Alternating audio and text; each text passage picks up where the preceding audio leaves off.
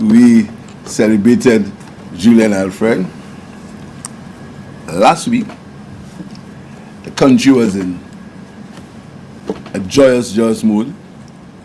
And this week, I'm collecting $5 million. So at least I can give Julian something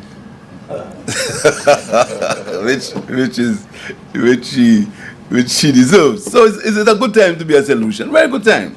You understand? And I want to tell you that we're very happy that we are in government at the time with friends like the Taiwanese. Because when we receive the grant funds from the Taiwanese, we can see exactly where it goes. It's not used as how people think it ought to be used, like to pay things you never hear about. It's not used to say that we're using grant funds to buy AstroTurf that will never benefit the people of St. Lucia how it ought to benefit them. We take that money to invest in the people of St. Lucia. And the people can see how that money is invested. The people will see. If you ask the people of St. Lucia, how were the grant fund used before? I doubt you will get a definitive answer. The answer you'll get is what somebody says that it was used for. That's what you'll get.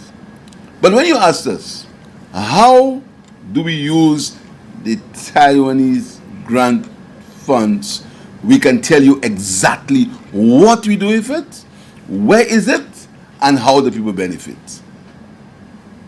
So the $5 million that we are getting today complements the government of Taiwan.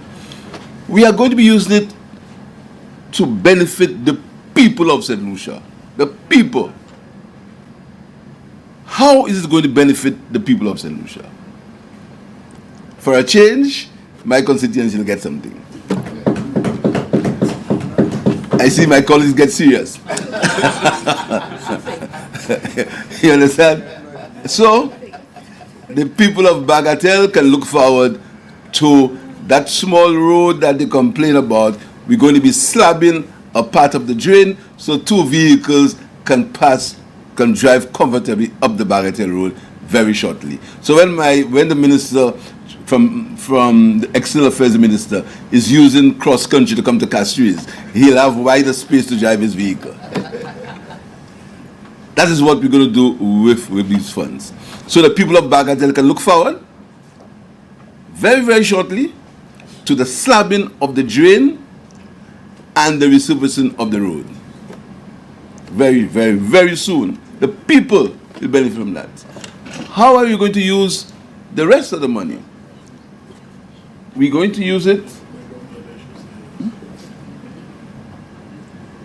We're going to use it for a community center for Castries North and Castries East. $1.5 million. Now, all parliamentary reps that have community centers, don't look at me, big eye. There is no community center in Bocage or in Agad land or on top of it. There is no community center there. So we want to urge the civil servants to get the work done so the people of Castries East and Castries North cannot say that we came here today for a show and nothing is happening. For the first time, we can say in no uncertain terms that the money is there.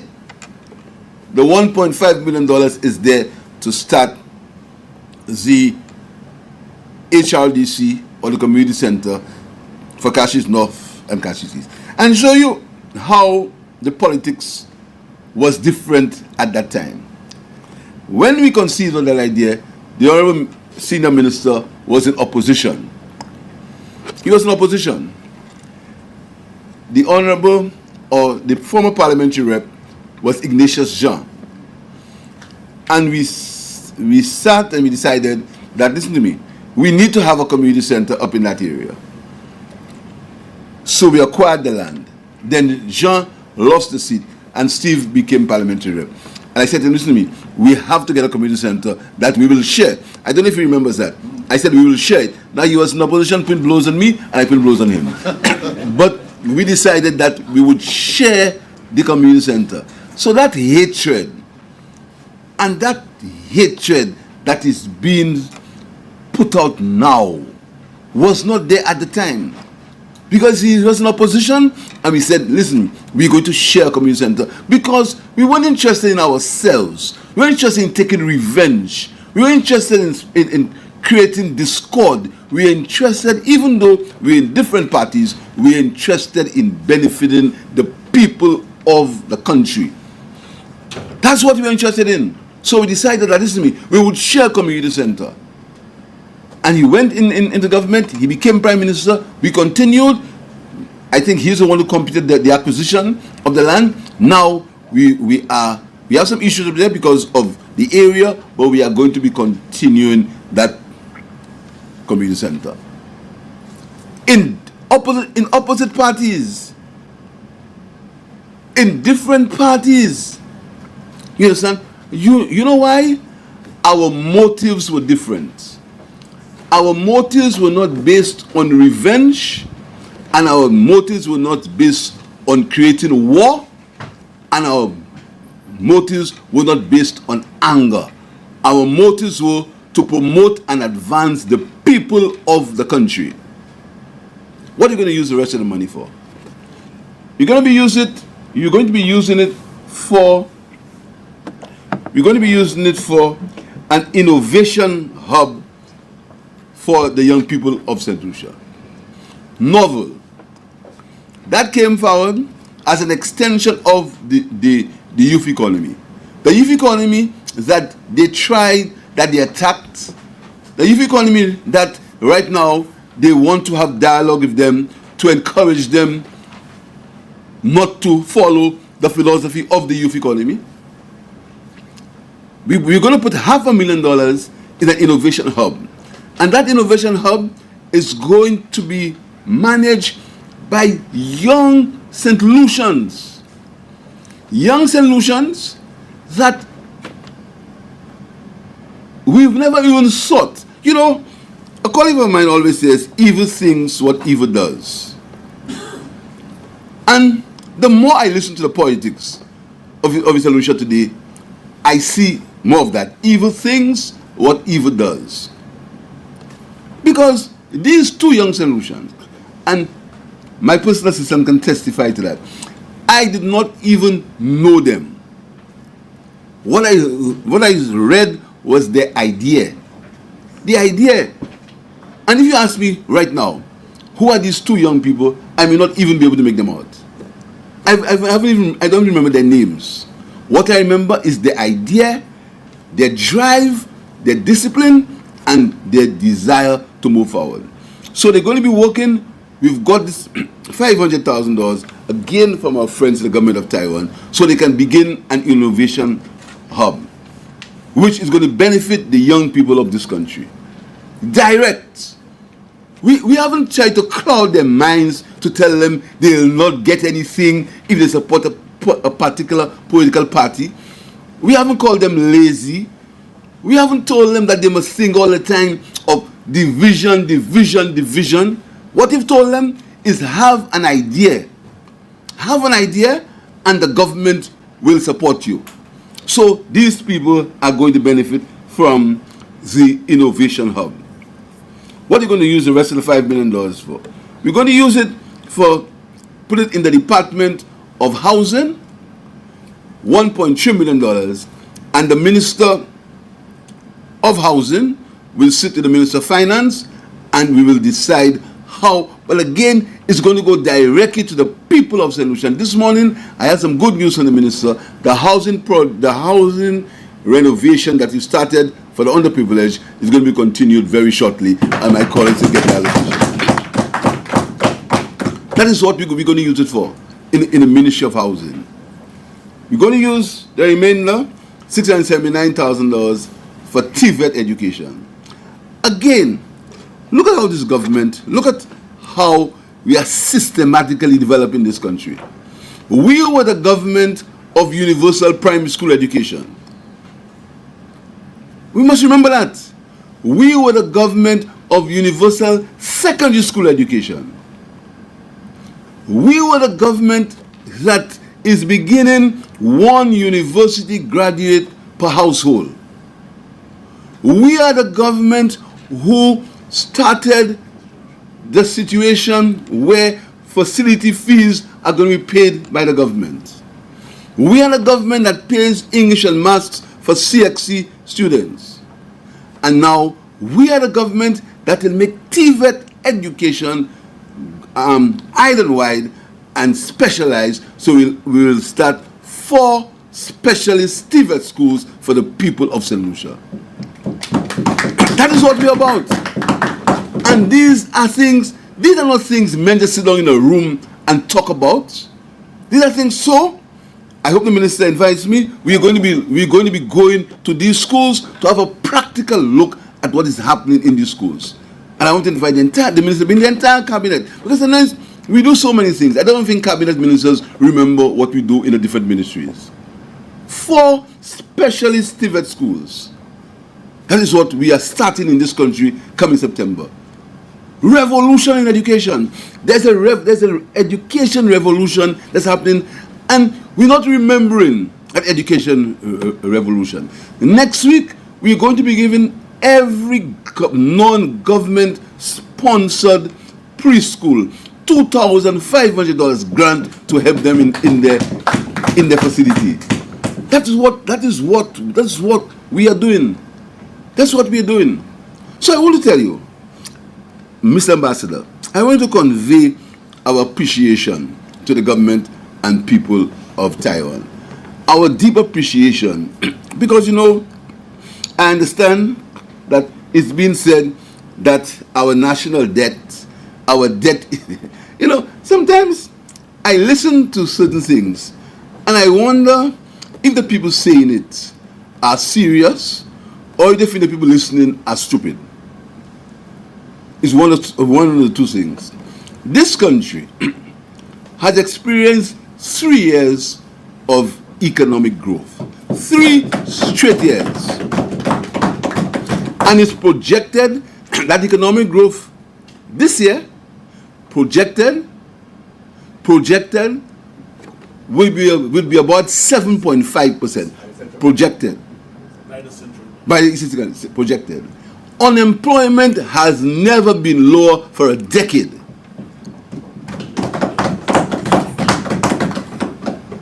Never been lower for a decade.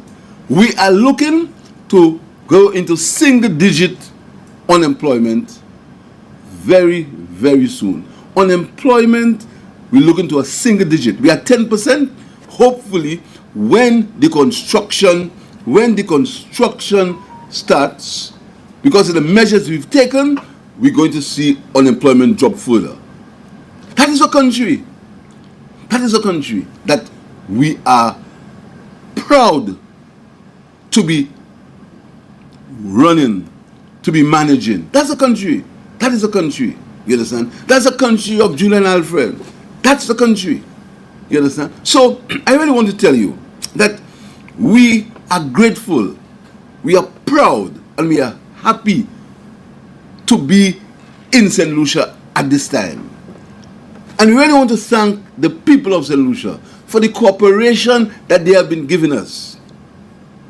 And when you walk the streets and you hear from the people of St. Lucia how they are looking forward to getting their support for the school books program. They're looking forward for it. They're looking forward for it. They're looking forward for the STEP program that will help us clean the sides of the roads, because we've noticed now that there's a lot of bush and overhanging verges because of the intensive rainfall we've been having recently. And the people are excited. They're excited about the roads that we're going to be building. They're excited. So they will not get diverted. But because you see, this government is remaining focused. We are remaining focused on developing the country for the people of St. Lucia. We're not a government of revenge. We're not a government of anger. We're not a government of war. We're not a government of hatred. We're not a government of envy. We're not a government of bitterness. We are a government of love. We are a government that wants the entire country to benefit. And friends, for our friends, we will do it for the people of St. Lucia. So, Ambassador, I really want you to thank the government and tell them we know we've got some amounts for grants, etc. But there's always room for, you know what I mean? There's always room for improvement. Yes. Thank you, Senior Minister. There are a lot of things that we still need, you know. So we have a lot of things that we still need. We have a big sports program coming up. We have a sports program, a semi-professional football league. We want to see if we can expand it. We want to think about a 2020 cricket competition. I don't mind. That's what we want to think of. Possibly a semi-professional cricket league, 2020 cricket. These are things we are thinking of, because, you know, we believe that there are many more talent. There are many more Darren Sammys. There are many more Julian Charleses. There are many more of them. There are many more Guy Matrons.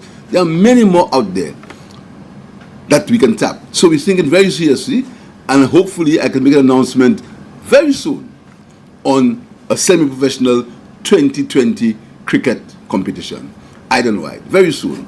We're going to have discussions to see if we can get it done. So I want you also to thank you and to convey to your president and your cabinet our best wishes, and to inform him that our country is grateful, but our country can also do with many other things. Many other things. So I'm sure my colleagues are also grateful, because this impacts on all their constituencies, and we look forward to a very progressive year. But we hope that nature doesn't cause any issues as far as climate is concerned, as far as hurricanes are concerned. So we're keeping our fingers crossed. But we're very thankful, and we look forward to St. Lucia continuing to soar into higher and higher heights. It's a great time to be a St. Lucian. It's a great time to be in St. Lucia. Thank you very much.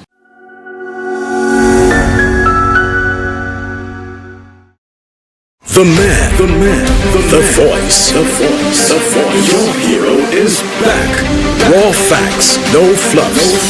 Shelton Daniel is here to deal with the issues. 12:30 p.m. to 2 p.m. Monday to Friday on Real FM.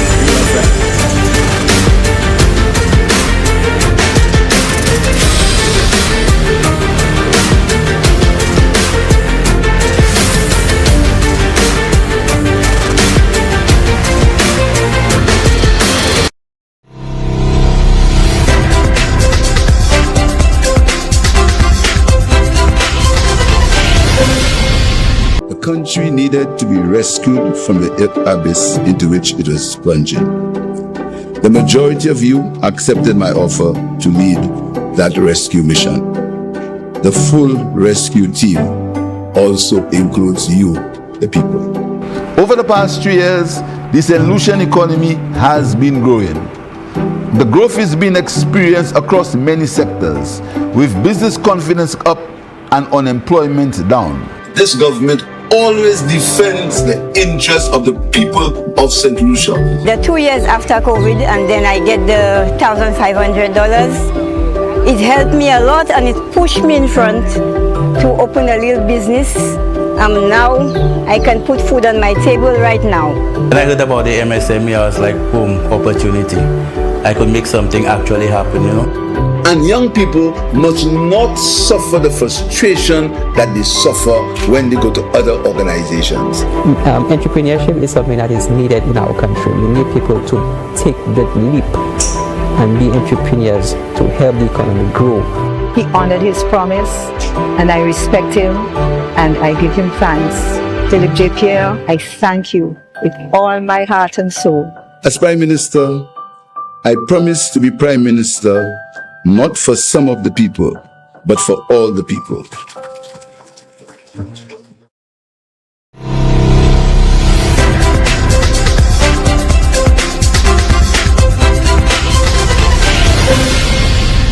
Welcome once again, everyone, to The Real Issues with me, Shelton Daniel, alongside our technical operator, Alton Jaquan Joseph. Hope you're having a good Wednesday so far. It is the 13th of August 2024. Our program airs weekdays from 12:30 until 2 p.m. on Real FM radio station, coming to you on the dual frequencies of 91.3 for those of you joining us in the northern part of St. Lucia, and 91.5 in the south. We're also on NBC television, simulcasting, channel 120 on the Flow Cable TV service, Facebook Live as well, and live streaming on YouTube. You know, today I'm going to play something which I intended to play yesterday, but of course our program started late because we had a presentation by the Prime Minister during a handing over of funds from Taiwan to St. Lucia for various projects. It has been repeated today before The Real Issues. And so there are a couple of videos that I thought to do justice to what's out there in the public domain that I really should play them. One I'll play first. It's kind of working backwards, doing it in reverse. But a news report on DBS television about that confrontation. I wouldn't say between. Ernest Hilaire did not confront Alan Chasney.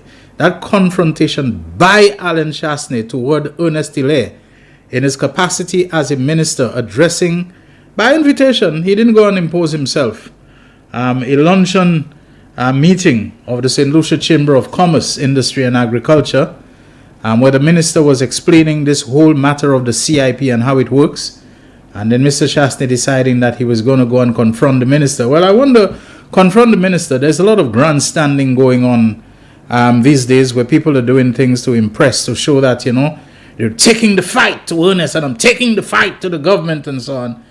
And I maintain that this really has to be a lot of not just grandstanding, but showboating and so on, that, you know, people there, you know, you want to show them how brave and how determined you are and so on, where people know, you know, there are those who advocate some kind of harsh response. Well, harsh is not the word that they use, but a firm response to the Chamber of Commerce, that they should demand an apology from the chamber. If I were them, and I'm not telling anybody what to do, I wouldn't do that. I wouldn't risk any kind of bad blood, and maybe there's already bad blood, I don't know, any kind of further bad blood or deterioration of relations and goodwill and so on with the chamber because of Alan Chasney.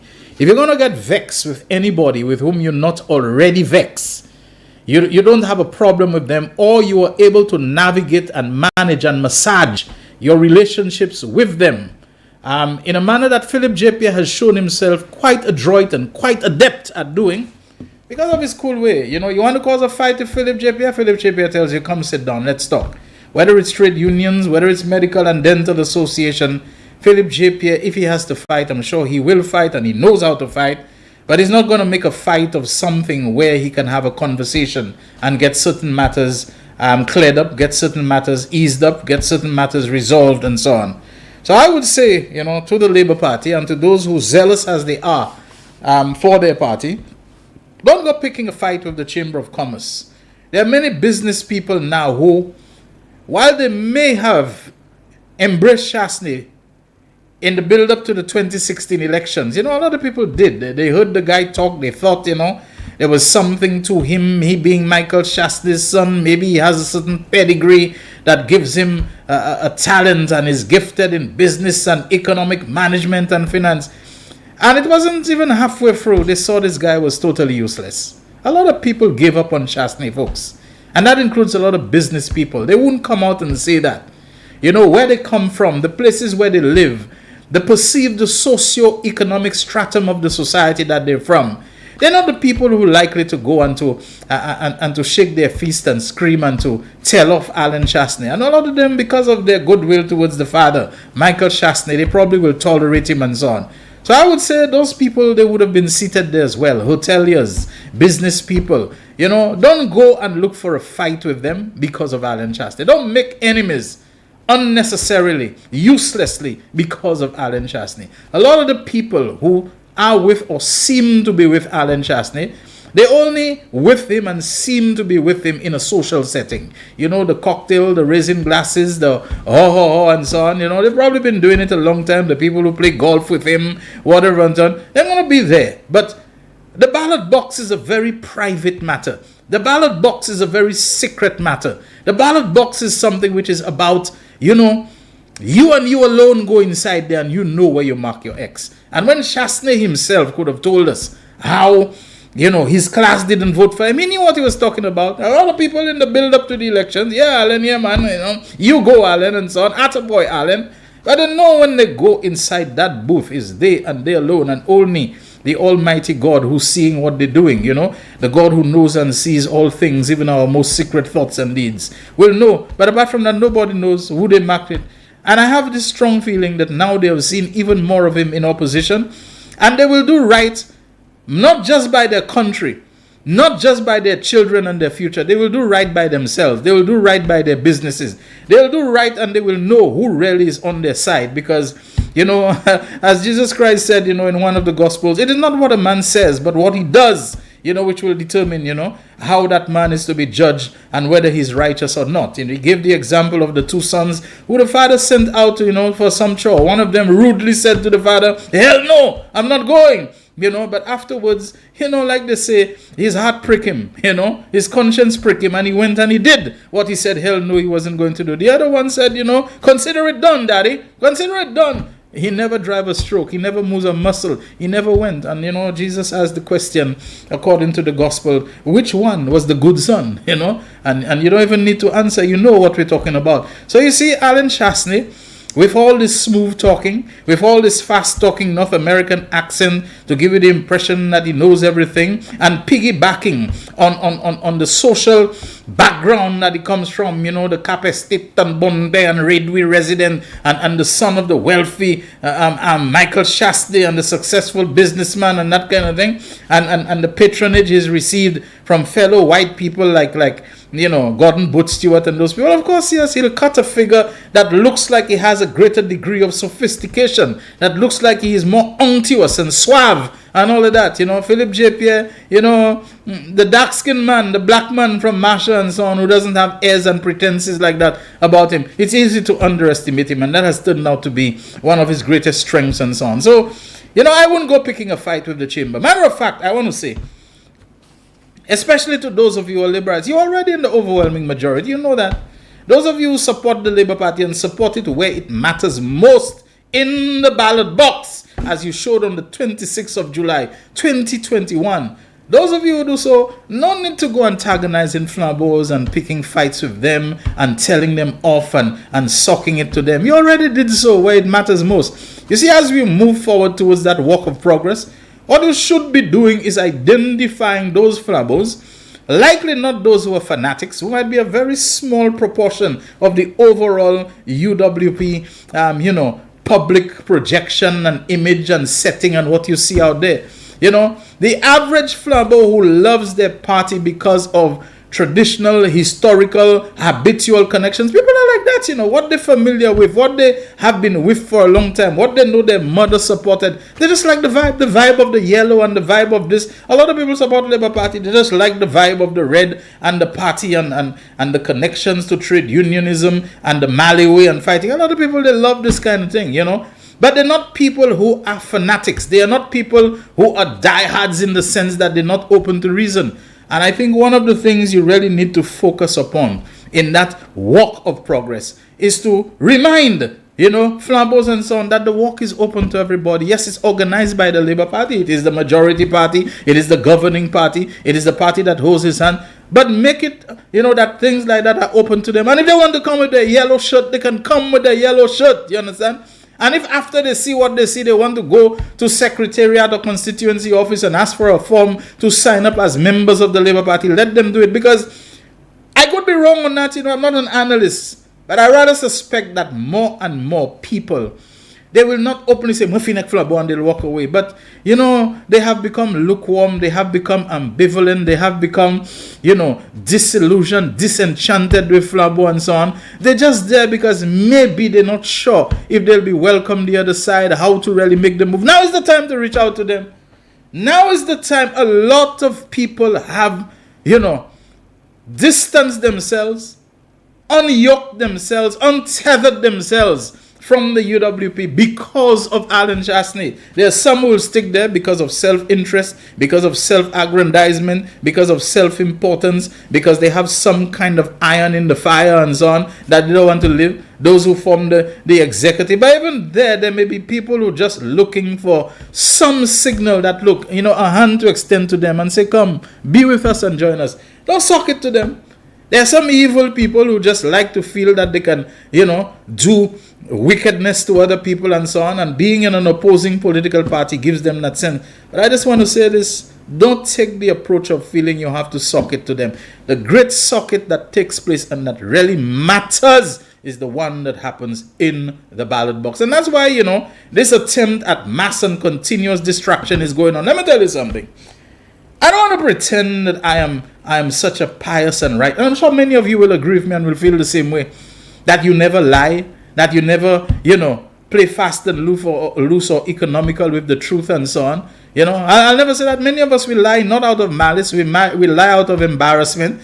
To tell the truth would put us in an embarrassing position. To tell the truth might put us in a dangerous position, and so on. I mean, the Bible, which you're most familiar with, doesn't it tell you twice Abraham lied about Sarah being his wife? Ask him, is that your wife? He said, that's my sister. On 2 occasions. He was afraid that his wife, being a beautiful, attractive woman, that if he said the truth about her, that some, pagan king or whatever might have him killed so that they can just, make off with his wife and so on. Twice he said it, no, she's my sister, whatever, and so on. He didn't want to say it's his wife. Some of us because to avoid danger. Some of us because if we speak the truth and so on, there is some loss that will come to us of somebody who's a benefactor, that we will lose it, or something of that kind. So let me tell you something. I don't want to come here and posture like I am some kind of, guy who is so impeccably, righteous and I have a flawless probity about me and morality and this kind of thing. Many of us don't. But you see people who lie deliberately to injure somebody else, to mess up somebody, And they do it continuously, even when they seem to reach a point where they decide that they need to play to the religious and spiritual base and to claim that they've had some conversion experience, that they're born again, that they're Christian, that they belong. Not for me to judge, A man may have had a genuine conversion, but you see, I see Donald Trump doing the same thing in America. Is anybody doing it in St. Lucia now just so that they can play upon the sensibilities of a certain class of people or set of people and say, I'm a spiritual person and I've been born again and all this kind of thing. But at the same time, you then focus to the point of obsession on trying to destroy a man. You're still pushing forward the narrative that the man stole a vehicle and so on. When the man bought the vehicle with his money, yes, the process of bringing it here, you may say, it did not follow every step of the procedure of what entries you should fill and what you should put on the form. I mean, maybe, but substantively, as a court would put it, the ownership of the vehicle as determined by the purchase. You can say that there were procedural violations in the shipping or whatever, but the woman said the man stole a vehicle, that the vehicle was bought by the embassy. Yeah, it was bought in the name because he was essentially the mission at the time. He was the high commission. He was the high commissioner. He brought the vehicle back as a returning diplomat for which it is provided. You're still pushing the narrative that the man stole a vehicle. Yet nowhere can you show that the funds were the funds that belonged to the High Commission or to the Ministry of Foreign Affairs or to the government of St. Lucia. You gonna show that? You're going to say about how the man had joint account, and you keep pushing those vibes about him all the time. What we are seeing then now seems to be a 25-year-old persecution against somebody that if ever you have had any kind of exchange, any kind of altercation with Alan Chasney, and you do not come to heel and kiss his feet, and prostrate yourself and say you're sorry, you can be sure that this man will never stop trying to destroy you. I have never seen vindictiveness on the scale and to the extent that we are seeing by Alan Chasney against Ernest Hilaire. Never, never. People said Compton was vindictive. I'm sure he did things to teach people a lesson. But I don't think anyone can say, including, when it felt he had to teach Odlum a lesson with the Libya thing and the sending people to train in terrorism and sabotage and the pressure he put having people's passport confiscated and all this kind of thing. But over time, what did you see? What did you see? When it was convenient for him, of course, yes, to split up the labor forces and to make sure Odlum, whatever, and labor could never settle the ambassador appointment. But never have I seen any kind of long-term focus on victimizing a man and being so vindictive as we have seen it. Never seen it. And I don't think in the politics of St. Lucia it has ever happened. And this is just one example. It is just one example. The treatment of an attorney general, the treatment of foreign diplomats and so on, going publicly and saying how you'll fire them and you'll pay them 1 month's salary and this kind of thing and so on. Behavior that was so déclassé, behavior that was so in the gutter, behavior that was so down in the pit latrine and so on, for you to get at people. And this is a man that who were rating as having some kind of class, some kind of culture, some kind of, up there kind of thing. This is what we've been seeing, and it's been getting worse. No wonder the kind of people that this man has gathered around him and who are sticking to him is only people who much like him. Again, you have to borrow from the words of the master when he said, a slave is not greater than his master. However, any slave who has been perfectly trained will be like his master. And when we see the kind of behavior of some people, the stories they're spinning, the lies that they say, including people who are brought up in very strictly adherent Christian households, the kind of evil that you see coming out of them in terms of what they're putting there, the lies they openly saying about, why would somebody go and say that Yadi has been arrested and jailed in Europe and so on? Just like that. Why? Because he putting heat on Flambeau and Alan Chasney. Just like that, you go in and say this about the man. You have no proof, nothing to back it up. These sort of things is what's going on. And we can expect it is going to get worse. People, this is not about labor or Flambeau. We as a people, as right-thinking St. Lucians, as sensible people, we need to maintain our focus. We need to stop letting this continue. It's like you come and talk to somebody there about something, a third person over there who don't like you or who believe what you're going to tell will show them up.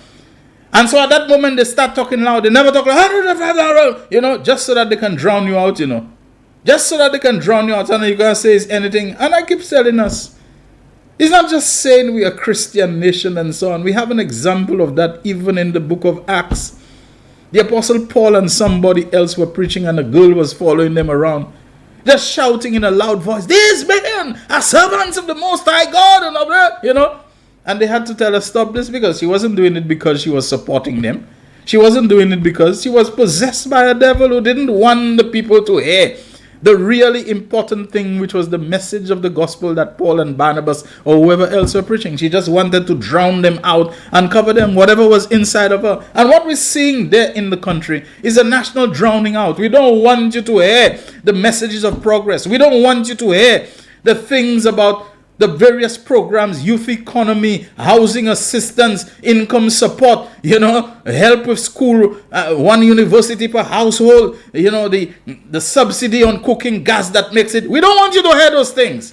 So every time we're going to come up with something to create a national ID, make a noise, make something so people will not be able to focus and listen to the positive developments. And more importantly, not just the positive developments so that you can big up this person. How can you benefit and be part of those developments? Is that continuous? They're fooling you. They're lying to you. They can't tell you where they're fooling you. They can't tell you how they're lying to you. They can't tell you anything. They're just on and on and on with this negativity because they have nothing better to offer themselves. Always, when we were in office, nobody remembers that.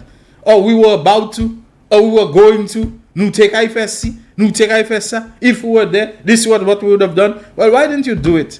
Why the messages we keep on hearing was a certain favoritism that invariably appeared to be connected to your so-called class, to your so-called color, to the people who looked like you physically and by appearance. Why we not remembering that it was the mere pittances and the peanuts and the crumbs, dropping off from the table that the mass of people were getting, trying to make all kind of issues about whether this person went to Paris or what. If nobody paid their money and they're wealthy enough and they go, it's not them alone. There are others who gone to. There have been wealthy people in this country for some time, or people who are wealthier than others, people who have had businesses, people who have been living a different life, a higher level life and so on than most of us. Why is always on the back of this person and that person like they're supposed to be piss poor, or like a certain surrogate likes to say, I don't think she understands the biology, especially the marine biology, about bottom feeders. All of them are bottom feeders. Bottom feeders. I don't know how I get to be a bottom feeder.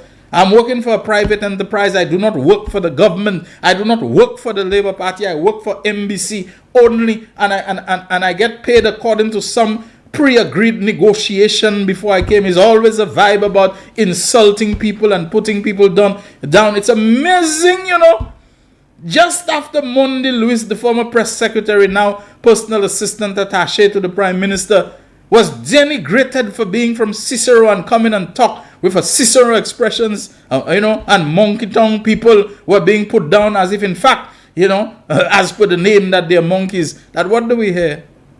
Somebody who hails from Cicero, and from monkey tongue part of Cicero, becomes the person who has attained for herself and brought such glory to St. Lucia, its first Olympic medal, and not any medal, They don't start at the brown and work them up to the shiny white and to the, and to the, they start at the very top, at the pinnacle of achievement, gold medal, 100 meters, against such as Sha'Carri Richardson that perhaps nobody would have given a chance because she was so hyped up and so on. Somebody from Cicero Monkey Tongue who get it, So continue insulting people. I am convinced, I am confident that this evil phase we are going into, it will not prevail.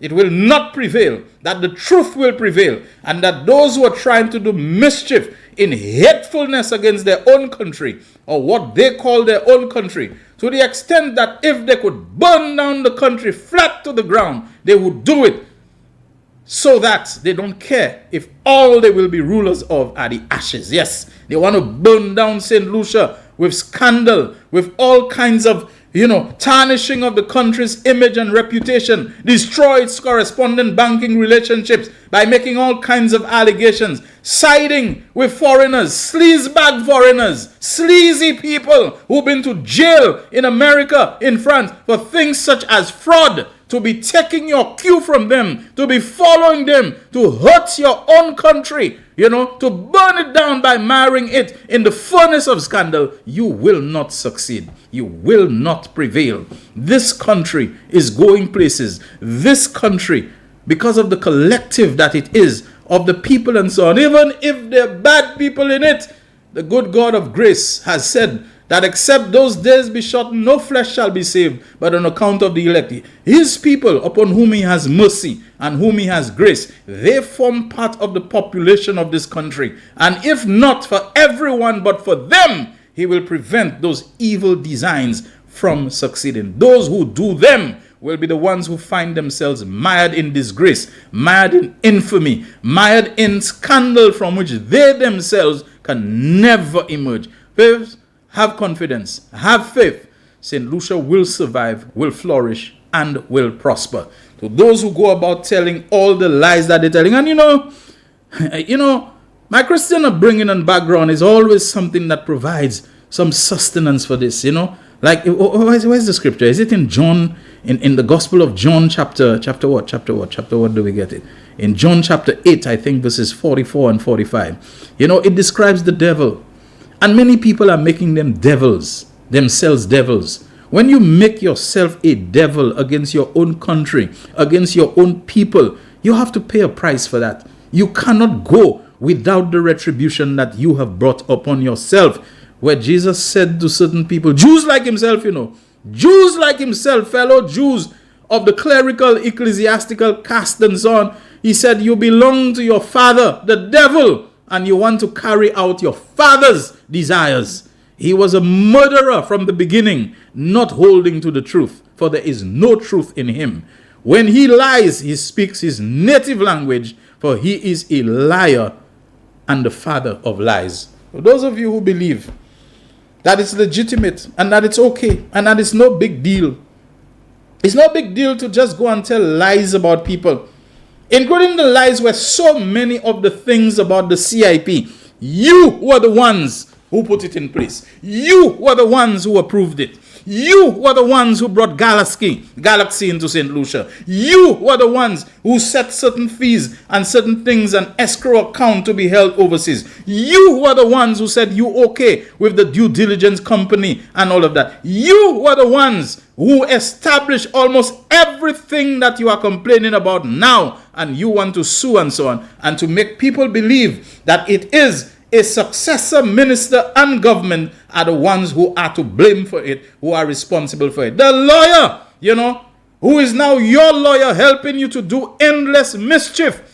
If he is not anymore, he was at one time the lawyer for Galaxy. The lawyer who's helping you to summon people to go and talk to the very man who has publicly come and said and vowed how he's suing them and so on. That is unethical behavior. That lawyer of yours and so on. One day of reckoning must come. It is my understanding that this lawyer is using prior ties that he had to a minister of government to see if he can also browbeat and blackmail and bully and intimidate that minister of government, even if it's just to talk to him so that he can go and say, I've been talking to this person. This unethical, unprofessional behavior, it will be looked into. It must be looked into, and the truth must come out. And when it comes out, some of the people who have been on the offensive to destroy others, they will be the ones who will be ashamed. They will be the ones who have to put their tail between their legs. They will be the evil who will run when no one pursues. Stay tuned. Real Issues is on. I have to play those videos for you on the other side of this commercial break. Things hot today. I'm feeling hot, Don't heat up yourself too much, Leave that to me for now. You can cool out until we come back. The voice. Your hero is back. Raw facts, no fluff. Shelton Daniel is here to deal with the issues. Real issues. 12:30 p.m. to 2 p.m. Monday to Friday on Real FM.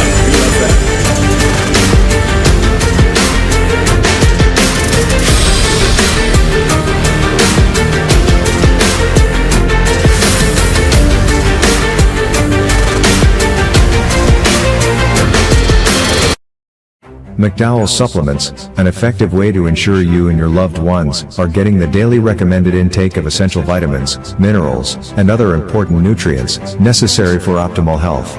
Naturally, we carry an array of health and wellness supplements. McDowell's Immune Booster enhances your body's defense to fight colds and flu, boosts your immune system, prevents viruses and other airborne diseases. McDowell's Colon Cleanser prevents constipation, helps in removing toxins from the colon, detoxifies the body, and regulates your bowel movements. McDowell's Prostate Health prevent the enlargement of the prostate, improve urinary flow, and reduce frequent urination, especially at night. Moringa oleifera capsules are rich in minerals like calcium, potassium, zinc, magnesium, iron, and copper, vitamins like beta-carotene of vitamin A, vitamin B such as folic acid, vitamin C, D, and E. McDowell's Potassium Complex, used for treating and preventing low potassium levels, high blood pressure, preventing stroke, and aid in weight loss. McDowell's Triple Magnesium relaxes the muscles, relieves cramps and helps to control high blood pressure, improves sleep, and can calm the nerves. Magnesium is very important for the normal functioning of cells, nerves, muscles, bones, and the heart. McDowell's Ginger Turmeric helps to relieve pain, decrease nausea and enhance the immune function to help protect against illness and infection. Ginger turmeric has powerful anti-inflammatory properties and improves your circulation. Don't hold health back. Let health strike back. McDowell's, the better way to start your health. Visit Health Service Center, John Compton Highway, call 453-6417. Let your wellness be our stress. It is well known that diseases like diabetes, high blood pressure, and other illnesses may restrict blood flow, which can lead to impotence and erectile dysfunction. This is why Enhance was formulated to meet these challenging health problems, which can reduce your ability to perform. If you're having problems maintaining your manhood, then reclaim your manhood today with Enhance. Enhance increases your energy level, boosts your stamina, and increases your endurance. You can get your Enhance at Southwell VA4, Restorer Pharmacy Soufre, Knights Med Miku, Lay by Bar The Morn, Dexter's Place Jeremy Street Castries, Citygate Bar The City opposite the market, Plants Place Denry Highway, Arlette Supermarket Soufre, The Release Stress Bar Labrie Highway, Cool Joint Bar Victoria Schwazel, Prios Bus Stop 22, next to the Moshi Bus Stop opposite the Grosile Bus Stop, Prios Bar and Grill in Corinth, Grosile. Enhance, the best a man can get. The country needed to be rescued from the abyss into which it was plunging. The majority of you accepted my offer to lead that rescue mission. The full rescue team also includes you, the people. Over the past 3 years, the St. Lucian economy has been growing.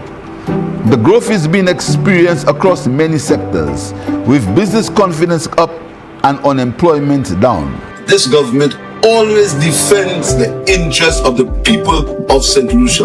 The 2 years after COVID, and then I get the $1,500. It helped me a lot, and it pushed me in front to open a little business.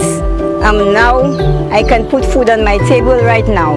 When I heard about the MSME, I was like, boom, opportunity. I could make something actually happen, you know. And young people must not suffer the frustration that they suffer when they go to other organizations. Entrepreneurship is something that is needed in our country. We need people to take the leap and be entrepreneurs to help the economy grow. He honored his promise, and I respect him, and I give him thanks. Philip J. Pierre, I thank you with all my heart and soul. As Prime Minister, I promise to be Prime Minister not for some of the people, but for all the people.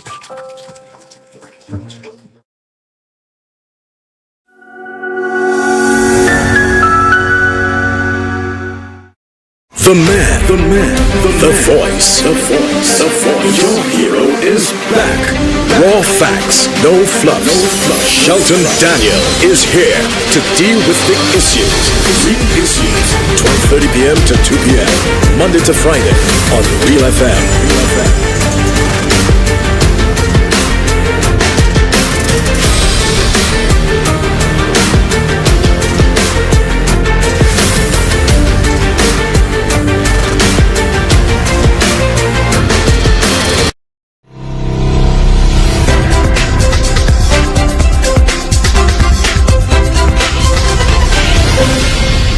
Good afternoon to Bernard Hines, who says on the Facebook Live, there is a special group that was formed 3 months ago called Flabos for PJV. And there are 2 emojis. People have put it there indicating that they're absolutely shocked, wondering, really? You know? Jude Poxalo asks, actually, really? Does Cecil Peters says, really? And Anthony Moses believes that Bernard is watching too much of American politics, you know, Republicans for Kamala and so on. But maybe there is, I just have not seen it. I'm just saying that I'm convinced that there are a lot of Flabos who are adrift. There are a lot of Flabos who are aimlessly in the politics right now because they cannot see anything better, but they cannot see any progress with Alan Chasney. They can't see, you know, them going anywhere with him. And this walk of progress, this season and beyond should be one, let's take the call, you know, is one where I feel labor rights and independence, Honorable Stephenson King, Richard Frederick should make a point of trying to reach out to those people and give them the assurance that there is a safe and productive anchorage for them in the majority that have decided they don't want Chasney. And I'm sure we'll do that again. Reach out to those people. We have a call on the line. Hello? Hello? Oh, yeah, hi, good day. How are you doing? Well, imagine a while ago, I got to a particular restaurant in the mall. That's the only restaurant in the mall. You got to a restaurant where? a restaurant in the mall in Gablehurst Mall. Okay. That's the only restaurant there. Mm-hmm. And I asked for a small meal. I want to eat 2 heads. You know, imagine the little food that we put for me in a plate. It would have been $15. And the food is not even, there's not even well presented. You say, well, they put that thing in a way to look presentable. Like, I think like they put that for, you just put it on a thing like they put it for a dog or something. So I tell the people that one. I think the substation has the name. Substation. Substandard, you mean? I don't have food again because that food not looking presentable, that's nothing good and it's not enough. Substandard, you mean? You said substation. No, the name of the restaurant is Substation, the Substation. Okay, well, that's the name of the place? Yes. Yeah, you shouldn't have mentioned their name. I didn't realize that what was happening. I have to mention the name. No, you're doing, no, sir, listen to me. No, hold on. You're doing that on my program. You can do that of your own stead. But you can't come and put somebody on blast and we don't know that this is really what happened because we're only taking your side of the story and your word for it. So don't put people on blast. You have already said the location and so on. You've said it's the only one. So that's enough for people to deduce. Don't do that. Don't go putting people on blast when we don't have their side of it and they don't have an opportunity to defend themselves. Go ahead. And I asked for my money back. I tell them I don't want to food again. The project they put the money, they put the food for me already. They did not give my money back. I said, but that's not food. That's not how you put food for people. Yeah. You know, if I come there, I'll for food. I have been to certain places where they serve food, and then I realize the people who actually put in the food in the plate or the container for you, they don't seem to have had sufficient training. If it is chow mein, for example, they just put it any which way. They, the real professional will separate. Will put the heap of chow mein. Will put the heap of steamed vegetables for you there. Will put the piece of fish. But some people, the way they put it, and even when they put the heap, it's a little splattered. It's not all in one place. So you can see these little signs of people who are not very well trained. Yeah. Watch the food. 1 scoop of rice, 2 slices of bread fruit, 1 piece of pie, a scoop of lentil, and 1 piece of chicken leg. Small chicken leg. That's $15. Yeah, my friend, food is expensive. Food is expensive now. Everything has become expensive. I don't know if that's why, but the huge plate that you would get before and so on, it's probably not what you're going to get now. Shelton, you can see that. I mean, you see something work. Yeah. I didn't expect a big plate of food, but 1 scoop of rice, 1 little piece of pie, 2 little pieces of bread fruit, and a chicken, and lentils, and that's $15. And yep. I can't tell you yes or no. I can also tell you that not just food is expensive now, but sometimes the rents are expensive, the places where they are, who is the landlord and the kind of money they have to pay for a small place and so on. I have heard that people who go and set up business in that location, a lot of them do not survive because the rent is merciless, Yeah, the rent might be merciless, but at the same time, you want people to come back. It's presentable, so people can come back. Is that the Gablehurst Mall where the Massey is? Where that's owned by Mr. Michael Chastney, I think, is it? Right. Okay. In that area, yeah. Okay. All right, my friend. Thank you very much. Okay. All right. Cool. All right. Okay. I was going to play. Let's play that news report. I'm going to hold the calls for a while. I want to play that DBS news report, which was done, I think, by Miriam Montut, who used to work for NBC before, if I'm not mistaken. But let's see. Let's try to play it.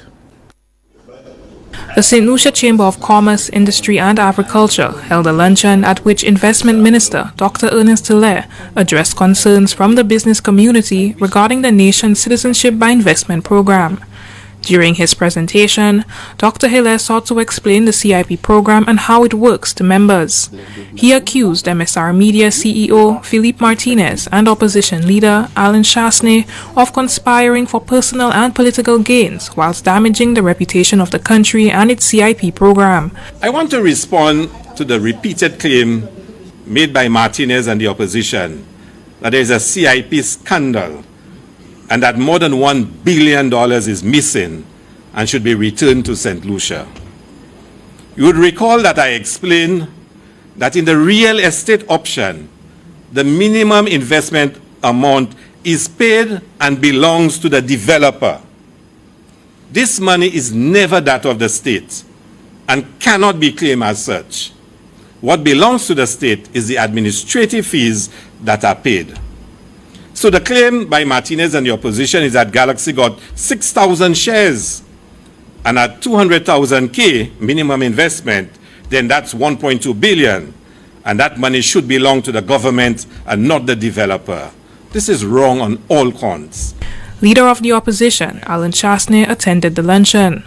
Although acknowledging that he was not attending in his capacity as opposition leader, Chasney sought to rebut some of the claims made by Dr. Hilaire. Chasney accused Dr. Hilaire of turning the forum into a political platform. He says the opposition and Martinez are not in any collusion, claiming that he only knew of Martinez after he filed a RICO lawsuit, which brought the island CIP under scrutiny amid claims of impropriety. He also questioned Dr. Hilaire on several points made during his presentation. I outline all the steps that have to be followed by an applicant. When the applicant completes all the due diligence, all the processes, he's then asked to make his investment. I think I explained that clearly. I don't know how much better can I explain that. I believe, and I also explained to you, there are three options. 3.5 million single investor, 6 million a joint venture of 6, and and 240 for a family of 3 investing in a project. No, it was never there before.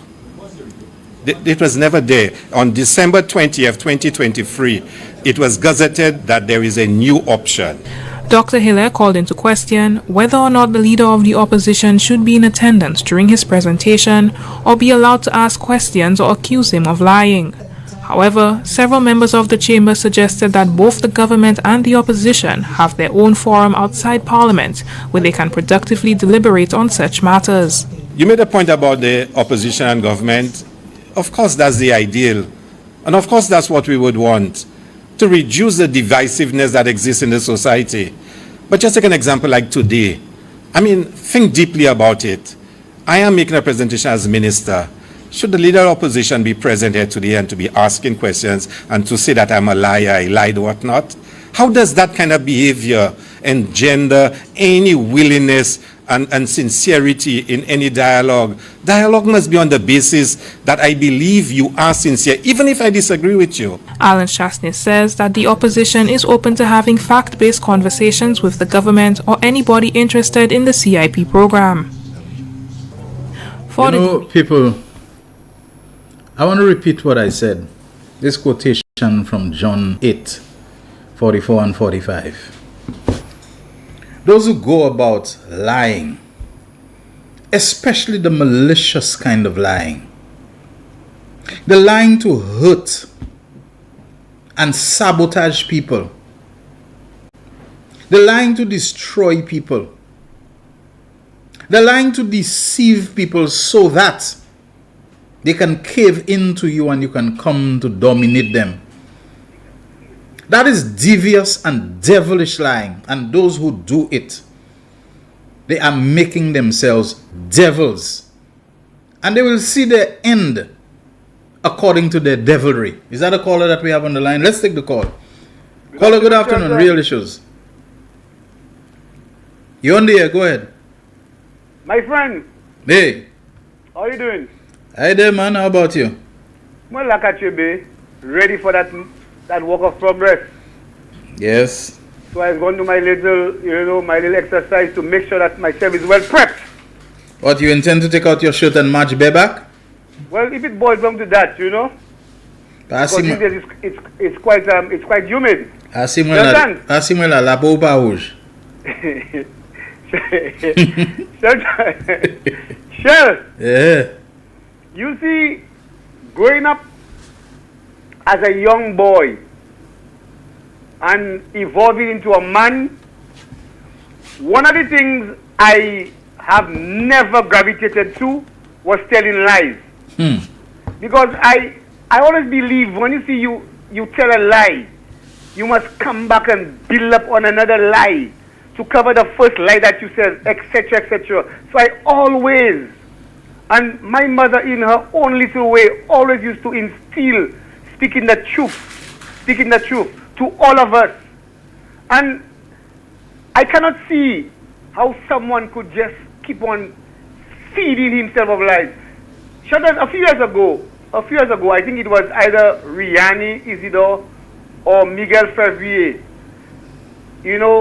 that was chastisement Alan Chasney abused them outside government building, on the waterfront. I could never forget that.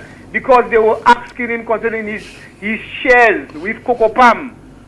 I hope somebody can go and get that tape. And the man categorically denied that he has anything to do with Coco Palm. But he was on a UWP program threatening Ernest Hilaire that he's going to meet him at that meeting. And he's going to go there and represent Coco Palm. Bon Dieu la Vierge, Marie Joseph. And the man actually calculated that, you know. That provocation, you know. He threatened the man that I'll be going there as the rep of Coco Palm and Ernest Hilaire better. And he fulfilled exactly what he threatened. The threat that he made to go and provoke Ernest Hilaire, he fulfilled that threat. Let me ask you something before I forget. There are some people, you said about the lying is not good, because when you tell a lie, you have to come back and say another lie, like to kind of justify. So there is something called protecting the lie, defending the lie. Defending the lie. Why is it some people who seem to have committed their whole life and their whole mind and their whole heart and soul and spirit towards lying and defending lies, they have a problem if other people are protecting the victory? So you're telling me the lying is more important than the victory? Talk to me about that. They don't want you to protect the victory, but they're defending their lies. The truth is what you believe the truth to be. So my truth is telling me that today is Friday. And no matter what anybody is telling me, my truth is telling me that. So you see, the richest state of Shelton, where the lies to them it is the truth. It is the gospel truth. So and that is next to sanity. Yeah. But you said you have nothing to do with Coco Palm. You said so. You come down hard on Miguel or Isidore, Rian Isidore. And then you actually saying at a UWP meeting that Ernest Hilaire is going to be, I'm going there. And Shelton, concerning that I'm colluding thing, but the man guilty, But he even said he'll be going up there with Joseph to speak to Martinez lawyer. Yeah, to go and speak to Martinez and that's what he said. And he's gonna ask Martinez whether Martinez will pay the legal fees for a lawsuit against St. Lucia. So this man is joining forces with foreigners. This man is joining forces with scumbags and sleazy people and jailbirds and people who've been jailed for fraud. People who are criminals themselves to criminalize his own country so he can bring down St. Lucia. You need press. Press. Sheldon, have a good one. Yeah, thank you. Thank you very much. Another thing again that I want to say this. Ernest Hilaire has made 3 magnificent presentations. The first one, an address to the nation. The second one, that morning interview, morning threesome, however they call it, on Power 97.9. And now this presentation to the chamber, which I put it up on the Real Issues group. I don't know if I put up the full interview yet and so on. If it's not there, I'm going to put it up.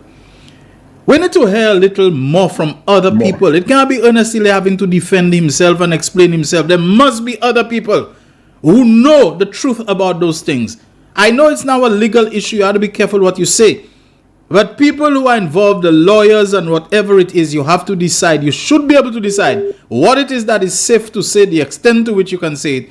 And do not let the man who's the subject of vilification and accusation and so on always have to be seen to be the one coming to defend himself. Once he has to be coming out in his own defense, it appears to be self-serving, which it is not. So I do not know who can talk, who Les can, who Galaxy, who chairman of CIP unit, if Mr. Lon is still there, Mr. Thaddeus, whatever. Some other people need to come out and speak about this thing so it does not seem to be Ernest Hilaire alone speaking up in his own defense. You have to do something more than that. There have to be more voices who have truth and right on their side and are not afraid of anything to come out and say something. We have a caller on the line. Good afternoon, Real Issues. Good afternoon. Hey, what's up, my brother? What's going on, Doc? Everything good? Gason, gatan mod maka kwache di fela kondi yoka de okama de my everything good. I do like a scripture verse, Proverbs chapter 6, verse 16 to 19. There are 6 things the Lord hates. 7 are detestable to him: haughty eyes, a lying tongue, hands that shed innocent blood, a heart that devises wicked schemes, feet that are quick to rush into evil, a false witness who pours out lies. Therefore, awesome. A scripture says, lies really, and a person who starts up conflicts in a community and they stir it up. Shelton, it cannot be more pointed than that. Go ahead. You look at Alan Shasley in that clip you showed there with Ernest Healy making that, and what do you just look at him compared to the scripture. A feet that are quick to rush into evil, okay, and trying to stir up. Alan Shasley pastor sees a meeting as a member of Chamber of Commerce, not as a politician, but a minister. Yeah, the man come and take over the meeting so much to the extent that he says he want to address, but he turn his back to Hile and to Brian Rizzi and to the podium, and like he's talking to some political meeting of his party, he's facing the audience and like he's speaking to them from a platform and so on. I mean, what kind of thing is that? That's not your meeting, you know? That is not your meeting. That is not. Stop trying to play big. And that is the problem with Alan, you know. Alan thinks he stands tall above everybody else. Everything he says is what is true, what is right. He is the man. Everybody else is small underneath him. Everybody else he walks over them, they are under his feet. That is what Alan thinks. Alan really thinks that he's going to fool people. That's a ouvle dimwe. Un pays, Cody Shelton toujours dit, un pays où dit ou aimer, a country you say you love. My friend, you have a platform in your parliament to come speak to the people of St. Lucia. Okay? Come to the parliament when the time is right. Speak to the people of St. Lucia. Be honest with the people of St. Lucia. Ukaki tepo avenue sa kisawa avenue set ici en fait là en parlement là. Ou pas qu'à show up là aussi posé. Ou pas qu'à venir parler ba yo là aussi posé. Donc espérer les Ernest Hill les address a gathering of that importance pour y faire quoi en magie. Pour y faire quoi en magie pour moucher ou c'est nom. What Alan do realize, and whoever his advisors are, whoever is talking to him, I do not know what they tell him, but Kodum they have by your advice. But what he's doing, he's not realizing. St. Lucians are seeing through that. Shelton, when you're a T group, mga parle by, a T group mga circulate piyo. Ako pa pone yo kuyo koyo. Flabos for PJP. Okay, where link laba? Magay do kote yo ye because you pa vle no you pa really because c'était ba you are there you pa vle moun bay but mga parle piyo nous c'est bon gens nous c'est nous ka parler avec yo because ça qui fait. Là yo bagay qui ve yon il ba permission. Il me Shelton, combien de temps moi te vle ouvrir un hairdressing salon? Combien d'années moi te vle faire ça? Et awa, mate ça fait. Et you fi kana mi vini. Shelton, ma just ouvert hair salon hein. Ma just ouvert hair salon hein. C'est moi ni business ka ale tout, Shelton. Bagay ka ale tellement bien ba. Un lot ni business, mais ma just vle because he pas really vle moun. But it me lay OTM Shelton if you voye aller the MSM because mo parle balek mo di my friend put all politics aside, put all politics, that is your future. E ki di mo Shelton smooth sailing. E ki kay weki to availa mette de sa pièce moun ba vin kwaze business li because to availa mette de sa ki sa do France to Miss Emma Shelton. So mo ka do ti group sa la.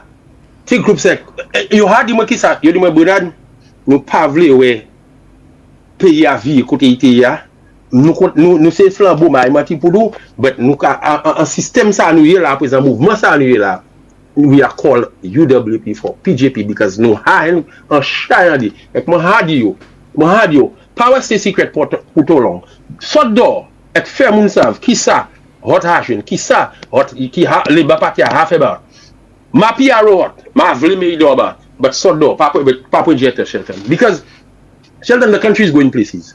The country is going places. And sadly, I just have my retreat, but I will not. But I will be there in spirit. I will be there in spirit, Shelton. Because now match, one match, one Brooklyn, même jour, autant match pour progress ça. Now match, one Brooklyn, Shelton. Because Mukadu, Mwesav, Prime Minister Philip JP at the helm, St. Lucia will be going. They're already going. They will be going so much further than they are now. Shelton, I just want St. Lucians to keep a level head, stay focused, and I will always warn them, do not stay at your home the very day you see that polls open. Nous savons l'Amérique, always the 7th of November. Mais nous pas ça ici. But Mekadu, c'est ici. Joua Mr. Prime Minister Philip JP said the polls are open. Pas rester là kaizot ek feel complacent ek di. Kazan le ba parti ha fan chay ba yo nan list là nous pas ça même fini complete di ça qui yo fait quand te ba yo a fait. Yo ka yo a game man, yo a game. Non, pas di ça pièce. Là mais amoun. Point yo pas là mais chebe yo papi. Si ça right on pour ba yo all right. L'applicateur be power yo, mais on va pas ensemble là. Allez book là because c'est la hot ni power. La hot kapali. Allez mener yo là. Fais yourself ça, Mr. Philip JP, Honorable Prime Minister, nous, j'ai fait by cette ici. Là, on peut parler plus fort. C'est ça. Merci un peu, le frère Bernard. Merci. All right. We're due for a break. If we don't have a caller on the line right now, let's take the break, okay? We'll be back shortly. The man, the voice. Your hero is back. Raw facts, no fluff. Shelton Daniel is here to deal with the issues. Real issues. 12:30 p.m. to 2 p.m. Monday to Friday on Real FM.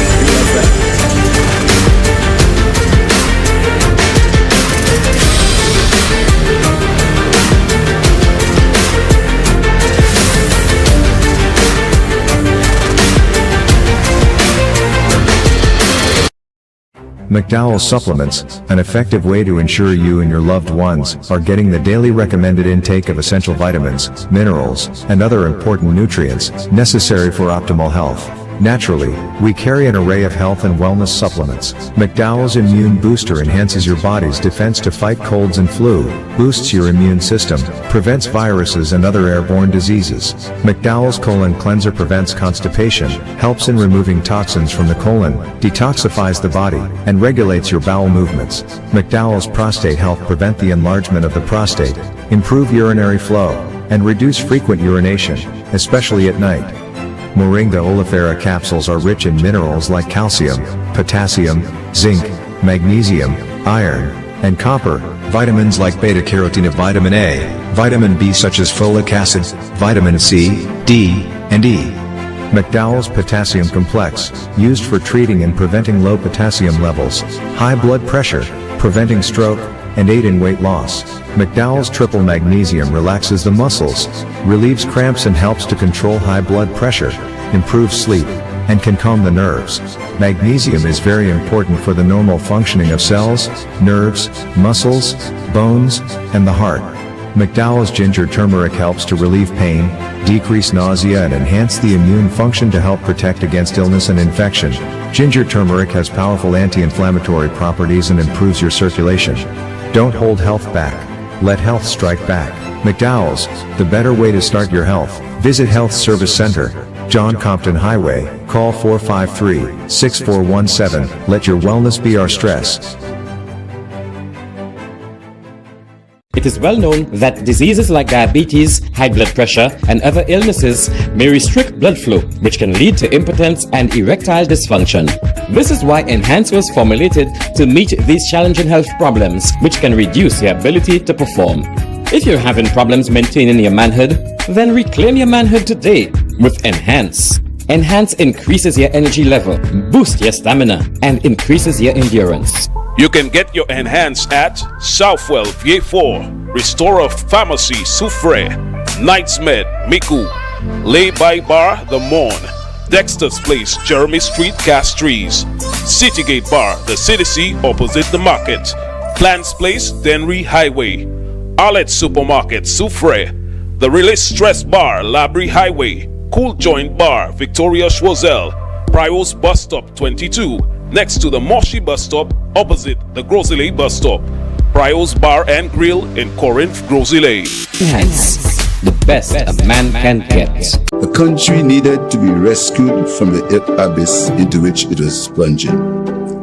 The majority of you accepted my offer to lead that rescue mission.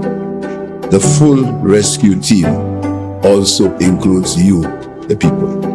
Over the past 3 years, the solution economy has been growing. The growth is being experienced across many sectors, with business confidence up and unemployment down. This government always defends the interests of the people of St. Lucia. The 2 years after COVID, and then I get the $1,500. It helped me a lot, and it pushed me in front to open a little business. Now I can put food on my table right now. When I heard about the MSME, I was like, boom, opportunity. I could make something actually happen, you know. And young people must not suffer the frustration that they suffer when they go to other organizations. Entrepreneurship is something that is needed in our country. We need people to take the leap and be entrepreneurs to help the economy grow. He honored his promise, and I respect him, and I give him thanks. Philip J. Pierre, I thank you with all my heart and soul. As Prime Minister, I promise to be Prime Minister not for some of the people, but for all the people.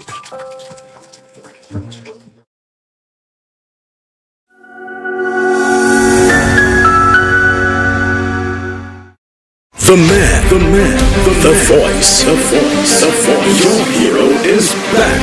Raw facts, no fluff. Shelton Daniel is here to deal with the issues. Real issues. 12:30 p.m. to 2 p.m. Monday to Friday on Real FM.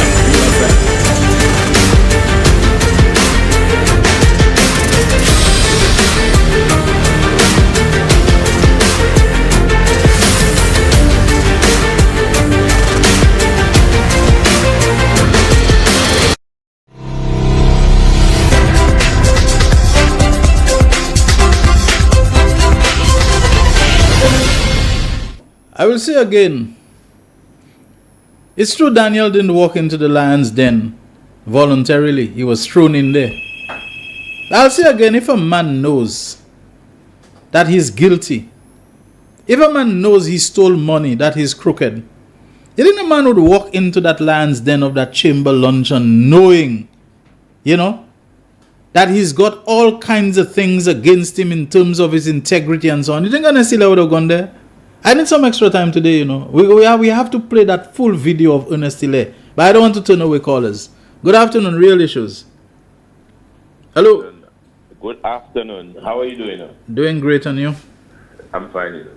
Shelton. Shelton. Yes.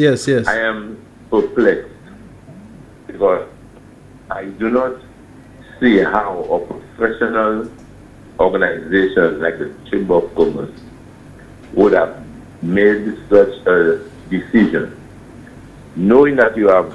Because I'm surprised. I just can't believe. Knowing you're inviting the Minister for the CIP and Tourism to address you all and to address some of the issues that are circulating, and you are inviting the leader of the opposition to that meeting and allowing him to ask questions. That is highly irregular. I do not see how he could have any form of professionalism in this. I see ethics because you're dealing with ethical decisions, and I do not understand the merit in making such decisions. In my mind, what I will deduce that this was deliberate, more so when Alan Chastney is asking questions, okay, to the minister. That should have never been allowed. This back and forth thing. So somebody dropped the ball. That was unprofessional, And I think the Chamber of Commerce need to come out to give a formal apology to the minister, because that decision was certainly unethical, unprofessional, and it was designed for mischief. Thank you, Sheldon. Thank you very much. All right, let's take the calls. Hi, caller. Good afternoon. Real Issues. Yes, good afternoon. How do you do? I'm doing okay. How about you? I'm good. The problem with Alan is Alan felt so comfortable being among black people, being superior to them as Minister of Tourism. Then he went as far as becoming Prime Minister. And now he's no longer welcome. He has not gotten it. He has not accepted it. He cannot deal with it. One thing I have to tell St. Lucians, they need not take Alan for granted. Alan will do anything to come back. And I said from day one, this Martinez, whatever his name is, I'm not his godmother. He's not my godson. From the get-go, I said Alan is the one behind it all. He does not care what it takes to bring St. Lucia down that he can take over. He will burn it down and start back with the ashes, even there is nothing left. That is what he wants. But I'm telling St. Lucians, do not take Alan for granted. From the minute Alan spoke about bananas going to France, I was one who told St. Lucians, don't repeat that. Oh yeah, it's happening. I said, don't repeat that. I lived in Martinique. I worked on the farm, and I can tell you, I told them, France will never give St. Lucian a chance to sell their banana there. Our banana is better than theirs, because we allow our bananas to grow naturally. They force their plantations. I have planted bananas in the month of November, and in the month of May, only raccoons that will live. Sheldon, you know what it takes for bananas to bear within that short space of time and have it? True. Deadly chemicals. Yeah, and a lot of farmers in I Martinique. don't eat bananas in Martinique. I eat it in St. Lucia. Once that get to the pot, Sheldon, from the time the water start to get warm, it's already soft. The amount of product that's in that, and that's as big as a macaboo, more than 12 inches long. I told them, France not going to give you all that chance. They will lose the market to St. Lucia. Don't count that. No, it's going. And I'm so ashamed of Ezekiel to go and put that in the farmer's head, make their labor go down in vain. Alan, you on the back burner. Don't get St. Lucian pressure high. You ain't going nowhere. Leave PJP, the black stupid boy from Masha. Let him, he's already there. Let him remain there. We like him and we don't want you no more. Have a good day. Thank you very much. Thanks. All right, 487-9849. That's our WhatsApp line and number. Those of you overseas, especially useful for you.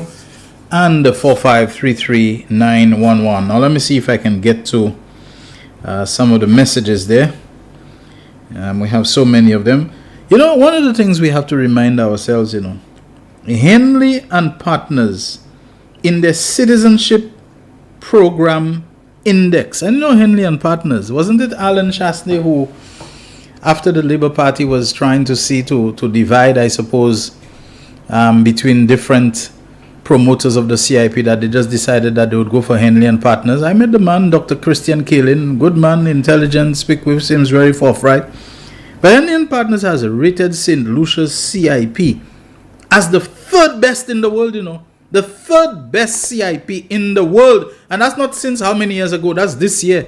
Would they have given it that rating if it was mired in all kind of scandal and corruption and all sorts of things like Martinez and Chasney and so on trying to push on us? We have a call on the line. Good afternoon. Real Issues. Good afternoon, Mr. Sheldon. How are you, sir? Am I on air? Yes, you are. With all these things good going there with DWP, I have not heard anybody challenge Chasney with that default land, The land he said he sold at $65,000 US. I wonder if what people of St. Lucia to ask Mr. Shasney what he did with that money. He said he sold, when the challenge, he said he did not release the land, all the land, he sold over 200 acres at $65,000 US. So I think St. Lucia is expecting Mr. Shasney to give an account of that land, that money, because that's a lot of money, you know, $65,000 by 200 or 100 something. Mr. Shasney has not come and given a account of that, you know. All I hear is he's accusing Ernest of not Ernest, Richard, of corruption with that 2 acres of land that's sold in Bannon. But the amount of land that he said he sold to Sirakim or whatever it is at Beaufort, I think the Beaufort people need an account of that money and that land. Where he put money. Over 200 acres of land at $600,000 US. That's a lot of money. I want Mr. Shasney to give St. Lucia an account of that before he called Richard corrupt with the 2 acres of land. Thank you. All right, thank you very much. Yeah, this is just throwing things around, you know. Money sell for, you know, land at Bannon, at Tapi or whatever is not in Richard's Frederick pocket. It is going at all. It cannot go there. Impossible. You every week after Rick in Parliament and outside giving the impression, you know, that Richard committed some kind of bubble with the land and this kind of thing. Anyway, we have a call on the line. Hello. Last night. Hello. Right, with Shasney terrible behavior at Chamber of Commerce. Right. And I personally believe Brian Lewisi, he needs to apologize to the people of St. Lucia because he went out of the way and someone to tolerate Shasney behavior and something, right? How can you have something like this, something, right? And you, as Chamber of Commerce president, and then you are allowing Alan Shasney to see all that type of crap and lie and things. You remember once when he said to Richard Frederick, and when Richard Frederick said that's the big in the house, when he said, Richard said to, I think they're talking about he said he did not sell the land for Joachim, he said how much, and then he said, I think Richard said, that is a lie, and then the Speaker of the House, he stood up and said, he wants apology, he wants to take it back, and then he had said to tell him, you cannot use that word, lie, and something. But I think Brian Lewisi, I think, despite Shasney is one of his, I think Brian Lewisi made a disgrace of himself. And that's an embarrassment. And I personally believe that the time will come when people like Brian Lewis will get fed up with Shasney. And they have a lot of people speaking about Shasney already. But I must say, honestly, even when Shasney was behaving like a little boy, after he spoke, he stood and he gave Richard Ernest his back, and he on his phone. And Brian Lewis never stood and said, but the minister was listening to you carefully, despite of you trying to bring him down. Brian Lewis never took the stand and say, Mr. Shasney, but he's talking to you now. He's responding back to you. He never said something, but honestly, you are doing good. I have a lot of confidence in you. Keep on the work. They are just jealous of you. You are doing a good job. Thank you, Sheldon. All right, thank you. All right, thank you. Thank you very much. All right, I guess I'm going to ask for extra time and play the minister's presentation to the chamber in the 2 to 2:30 period, if you don't mind, Jaquan. But for the time being, we continue taking your calls. We won't be turning you away. 487-9849. Remember, that's the number. So you can call us on that number. And you can also call us on 4533-911. Now, someone has sent me a message, and I'm not sure how to answer it. So if anybody has the answer and can do a better job than I would, they said, hello, Mr. Daniel, can you enlighten me on what category of workers who will benefit from the minimum wage increase just announced by the PM? Because I have a baby who is being looked at from her home, and she startled me this week saying, I suppose she's the babysitter she's talking about. She startled me this week saying that from October 1st, I will have to pay her more to cover minimum wage. Can you clear that up, please? So a domestic worker, babysitter, is saying that she needs to be paid what the minimum wage is. At least that's the lowest that you can pay. So whether that category of worker is also covered, because this lady says she is startled that she'll now have to pay an amount that conforms to the minimum wage and whether that is part of what is covered. So if anybody knows, somebody like Mr. Raphael Kingsley, Inch, St. Hill, if you'd understand it better, someone from the Labor Department, Minimum Wage Commission, Prime Minister's Office, please help me out with that one. I don't like to answer questions. All right, another person is asking, tell Bernard don't march alone on that day. Take others with him, including Flambos. What is the number, Shelton? And the number, if you're talking about the number to dial, to my friend Rufina, it is 487-9849 and also 4533-911. Shasti said he attended as a rep. His eligibility to attend, I don't think that's seriously in question, okay? The man's a businessman, and to the matter about saying that he had nothing to do with Cocoa Palm, managing it, I think that was during the period that he was Prime Minister, that he could not have been managing, and he was the Prime Minister at the time. So I think he would have put it, the management, I don't know, in a trust or other people, his sister and so on running it, and he would have, how would you say that, excused or recused himself from the day-to-day running of the hotel, etc., etc. So I think that pertained to when he was Prime Minister. There have been people who have been leaders of the opposition and they have continued running their business and so on. I don't think I remember Mr. Julian Hunt in his time as leader of the opposition not being involved in the running of his private businesses, Hunt's International and West Indies shipping and so on. I don't remember him having nothing to do with them. The law may have changed, but I'm not aware of that, okay? So nothing wrong with him being there representing a private enterprise, his hotel and so on. All right. My biggest issue with your overtime is that it doesn't broadcast on the TV. I miss out. Inform your technician, maybe they're not aware. I think the scheduling of the TV is set up a little differently, so that once we go over 2, which is what they're programmed for, then other things kick in. But I think the Facebook Live continues, right? Right, so the Facebook Live, the radio, the YouTube live streaming, they continue, but the television, in terms of what they've presets what they've preset for the programming, they would have to go on to essentially redo their whole programming and how it is set up and so on in order to accommodate us for that extra time. So I'm sorry about that, but that is pretty much the way it is. All right. Let's see if we can get some comments on the Facebook, on the Facebook Live. I always say I'm going to be reading some of them, but there are just so many of them. Oh my goodness me! The more I scroll down, the more I keep going. Okay, good afternoon to you, Cletus Peter and Solange Francois James, as well as Wilma Amide and Jude Pokes Harlow.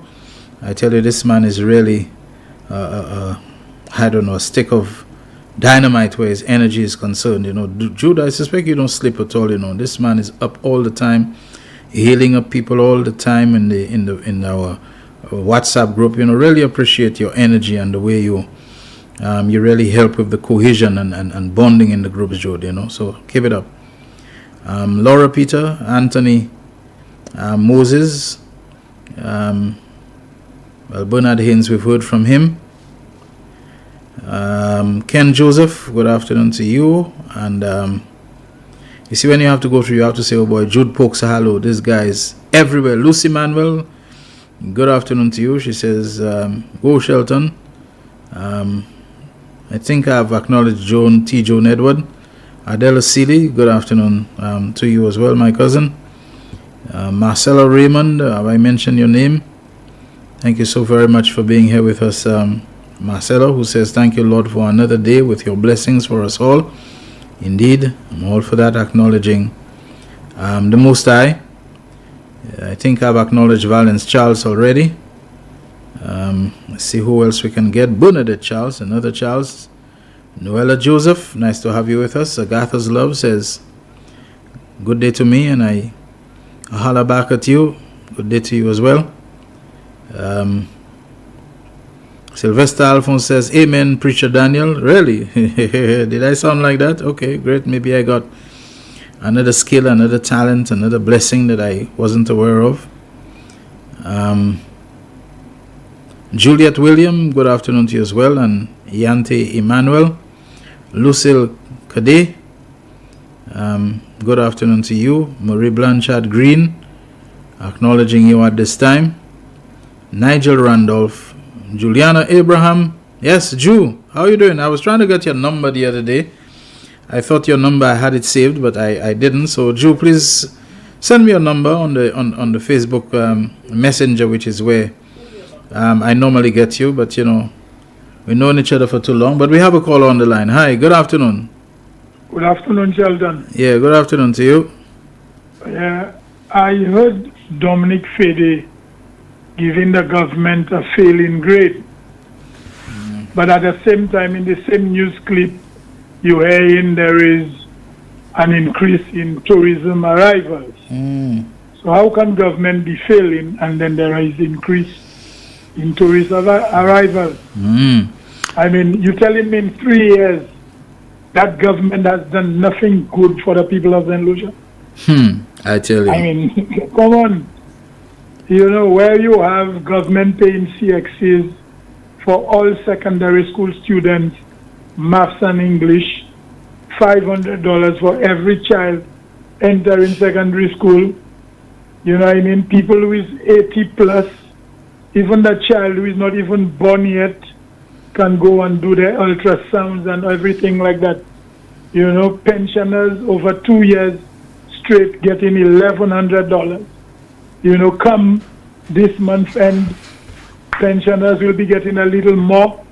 You know, you're telling me that is a failing grade? Now, if you're saying that is a failing grade, but at least you should have said what they should have done better. But you're giving a man a fail mark and you're not telling him that he failed there. He should have done that and done that. Quite true. To me, that ain't making sense. Makes sense. Same news clip telling you there is increases here, there, and there, but you're giving them a failing grade? Yeah, maybe he's a different kind of examiner than the one that we accustomed to. Maybe this type of Exactly, because if you sit an exam and your teacher tell you failed there, they will tell you, boy, that should have been the answer. Well, this particular teacher seems to be failing you for getting it right. You know, I mean, c'est pour ça just pop out. Devant des I have glavets. nothing to say, but I must compliment the Prime Minister and his team for taking us out of where we were and putting us on the right footing. I think they're doing a good work, good job, and I'm hoping that in the next 2 years we will see better things for the people of St. Lucia. Okay. Bravo, SLP government. Thank you very much, my friend, and thanks for pointing out, you know, the examiner Dominic Fede, modi devant derrière, il tête en bas, il l'envers. Il passe some tête li en place pièce. La no sha yogi go ça. Cletus Peter says the cracker Donald Trump said he will have mass deportation with police knocking on doors for illegal aliens. Folks, we have to vote Kamala Harris in November. And as soon as the lotto comes, Jaquan, you have my permission. You can just fade me out and bring it in. And when we come back, you don't need to come back to me. Let's just play that longer video of Ernest Hilaire addressing that chamber luncheon, okay? So we'll just do it that way. All right. Lucy Manuel, good afternoon to you. And Shelley Fanis as well. Magafa's love, have I acknowledged you? Shasti said he giving the PJP administration a thumb down. Who cares about your thumb down, Papa so-and-so? And Sylvester Alphonse, good afternoon to you. I think I've acknowledged Solange Francois James already. Not sure for Anthony Mondesi. After that 2026 elections, he will have to exile himself, this expired product of Canada. Solange says all citizens are benefiting from the programs and policies of our beloved caring PM and government. Anthony Moses believes Shelton is raining fire and brimstone on them Flabo hacks. Not really, you know, just... like I said, I don't want to be attacking UWP people. They're already adrift enough of the kind of non-leadership that Alan Chastney is providing to them. And this is a time where I believe the Labour people have to be, they can afford to be, they need to be magnanimous in terms of reaching out to them. But we have to go now for the lotto. You'll be hearing straight from Ernest Hilaire. Winning numbers for the midday draw of Wednesday, 14th August 2024 were Double Daily Grand 1, 3, 18, 19, Big 4, 8074. The Big 4 multi-X run is 2X. Pick 2, 2, 7. The Pick 2 multi-X run is FE. 1 off. 332. Lucky 3 206. The Lucky Free Multi-X Bolt Run is 2X.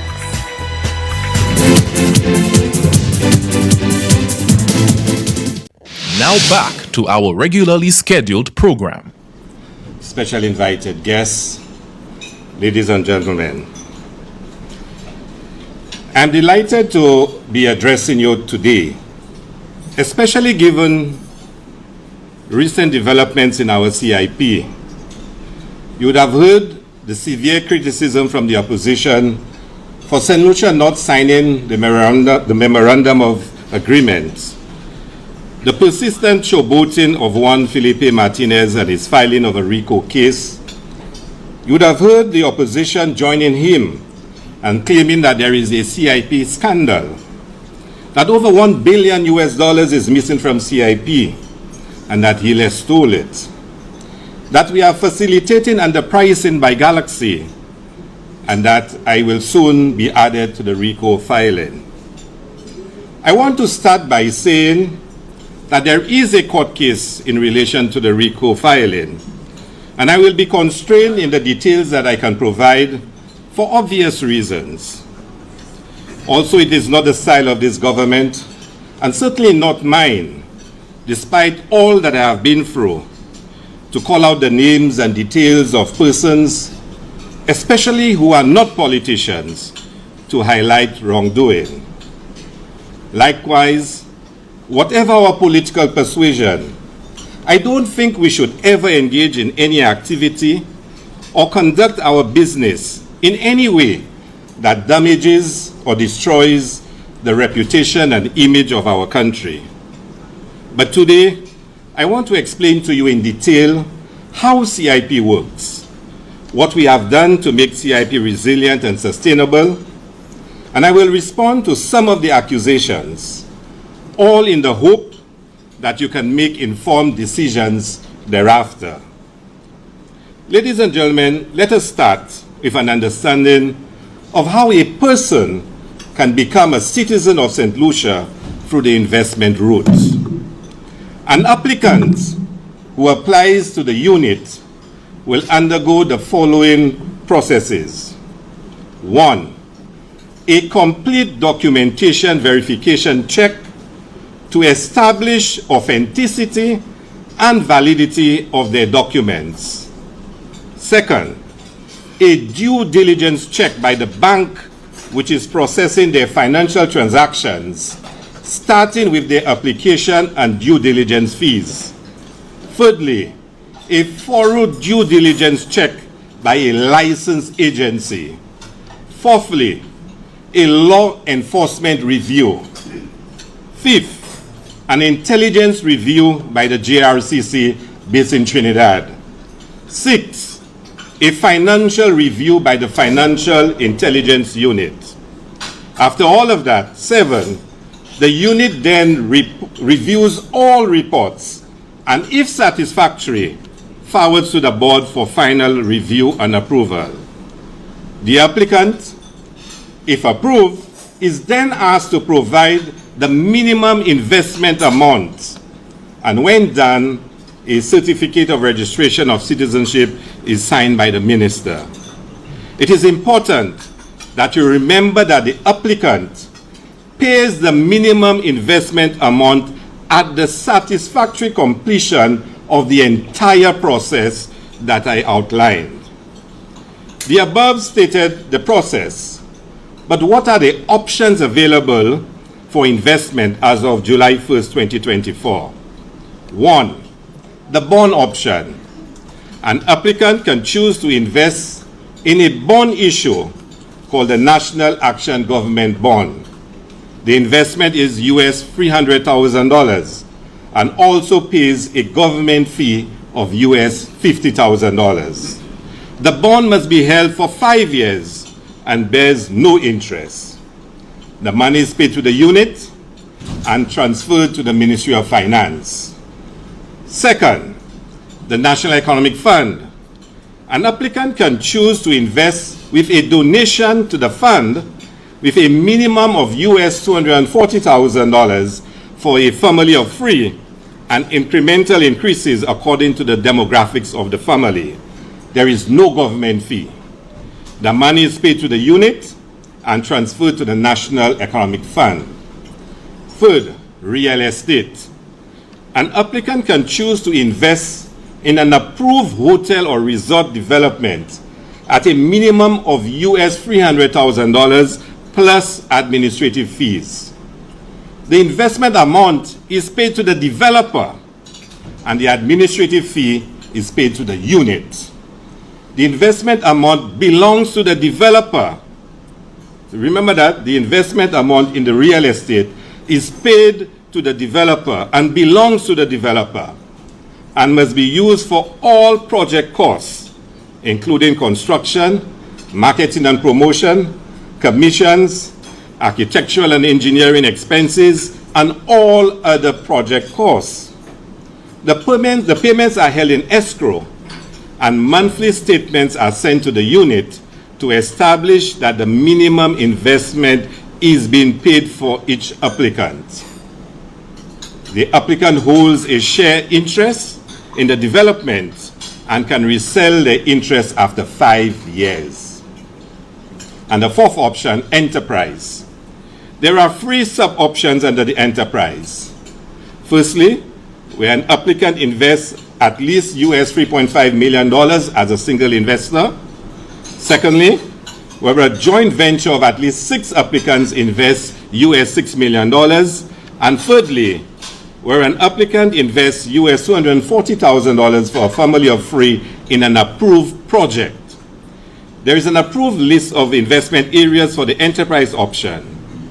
I will return to the enterprise option later. Having explained how one can become a citizen through investment, let us examine the thinking behind the establishment of the program and what has changed since. After reviewing the industry landscape in 2015, St. Lucia was of the view that any program must be built on a robust and rigid due diligence foundation. It is for that reason that we built a due diligence capability which is fit for purpose.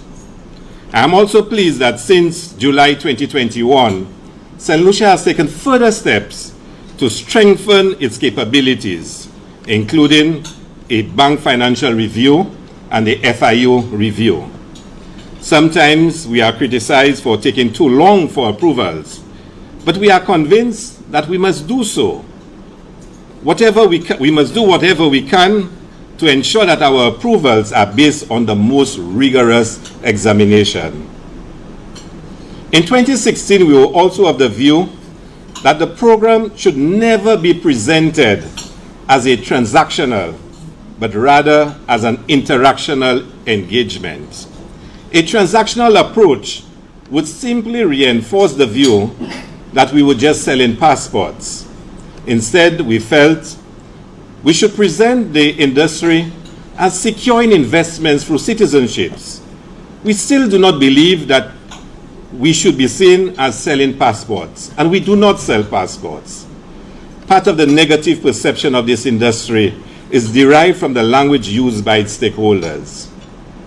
When we opened offices in January 2016, we employed a citizens relationship officer whose duty was to contact every new citizen and outline a program of engagement to build a sense of belonging and connectedness to St. Lucia. We felt that new citizens should be aware of the history of and knowledgeable of the happenings in St. Lucia. We described this approach as beyond the passport. I recall someone from the opposition taunted me that people did not have time for that. People just wanted a passport. With a change of direction in June 2016, this was removed as a feature. Why was there such a change in direction? Well, the new government then felt that we needed to be more like the other offerings in the region and remove the beyond the passport concept. We also felt in 2016 that the structure of the program should make it highly selective and managed to allow only the most attractive persons to apply and become citizens. We did not believe that the program should be about numbers, and we should have to rush to earn as much as possible and as quickly as possible. We felt that that was just not sustainable. So, what did we provide in the legislation and regulations of October 2015? One, that the minimum investment level should be through donation and at US 200,000 K. Two, that there should be an annual quota of 500 applications. Three, that the principal applicants must have a net worth of US $3 million. Four, the list of all persons approved and rejected would be published. Five, that escrow accounts must be held locally. Six, that all appointed service providers, marketing agents, promoters, authorized agents, etc., must be licensed and gazetted. In the case of authorized agents, agents had to be St. Lucian and locally based.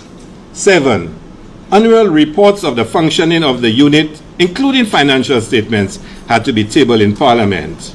8, and that one is important, that no commissions were paid to any promoter or agent. I want to come back to the issue of paying commissions, as I believe this is creating a major challenge for us. I'm stating these provisions to highlight the extent to which we had provided for a resilient and sustainable program. All these provisions, except one, were sadly removed in the change of direction which took place in 2016. Again, it was felt then, rightfully or wrongfully, that St. Lucia had to change to be aligned with other countries. Noting the above, you can see why St. Lucia had no problems with the provisions of the Memorandum of Agreement, except for the change in pricing. We had hoped for a grandfather clause to allow us to fulfill our contracts and still be able to sign, yet we were chastised for not signing. We believed then that our first obligation is to protect the best interests of St. Lucia. We could not expose our country to litigation or take decisions which would jeopardize our financial position or our developmental agenda. Despite what you've heard repeatedly from the opposition and Martinez, we have a proud record of managing our CIP. We have implemented every recommendation from international partners, the US, the EU, and the UK. We have not been cited for any failing or operational deficiency, and no other country can say the same. The only recommendation which was outstanding, which will soon be addressed, and shortly we will announce the name of the international firm which will undertake the audit of the operations of the unit. The opposition missed a golden opportunity to show national and collective responsibility when they initiated the criticism of the government for not signing the MOA immediately. This is a highly competitive industry, and whereas we may disagree on approaches, we should never show national disunity on fundamental issues, especially when the disagreement is not based on facts, but rather political convenience. Such political opportunism was further manifested in the Martinez-Rico case, as Martinez admitted that he got information from the opposition. So allow me to now address the Martinez-Rico case. I want to provide a simple analogy for you to understand what faces us. Can you imagine someone asking you to act against a partner or else you'll be made to pay? Or that you act against someone in your workplace who you have no issue with, and failing to do so will result in shaming you? Our position has been a simple one. If Martinez has an issue with Galaxy and persons in St. Kitts, then he should proceed to the courts in St. Kitts to settle the matter. That is how we deal with issues in our part of the world. I cannot be expected as minister to agree to act against Galaxy simply because Martinez has asked us to do so. It would be grossly irresponsible.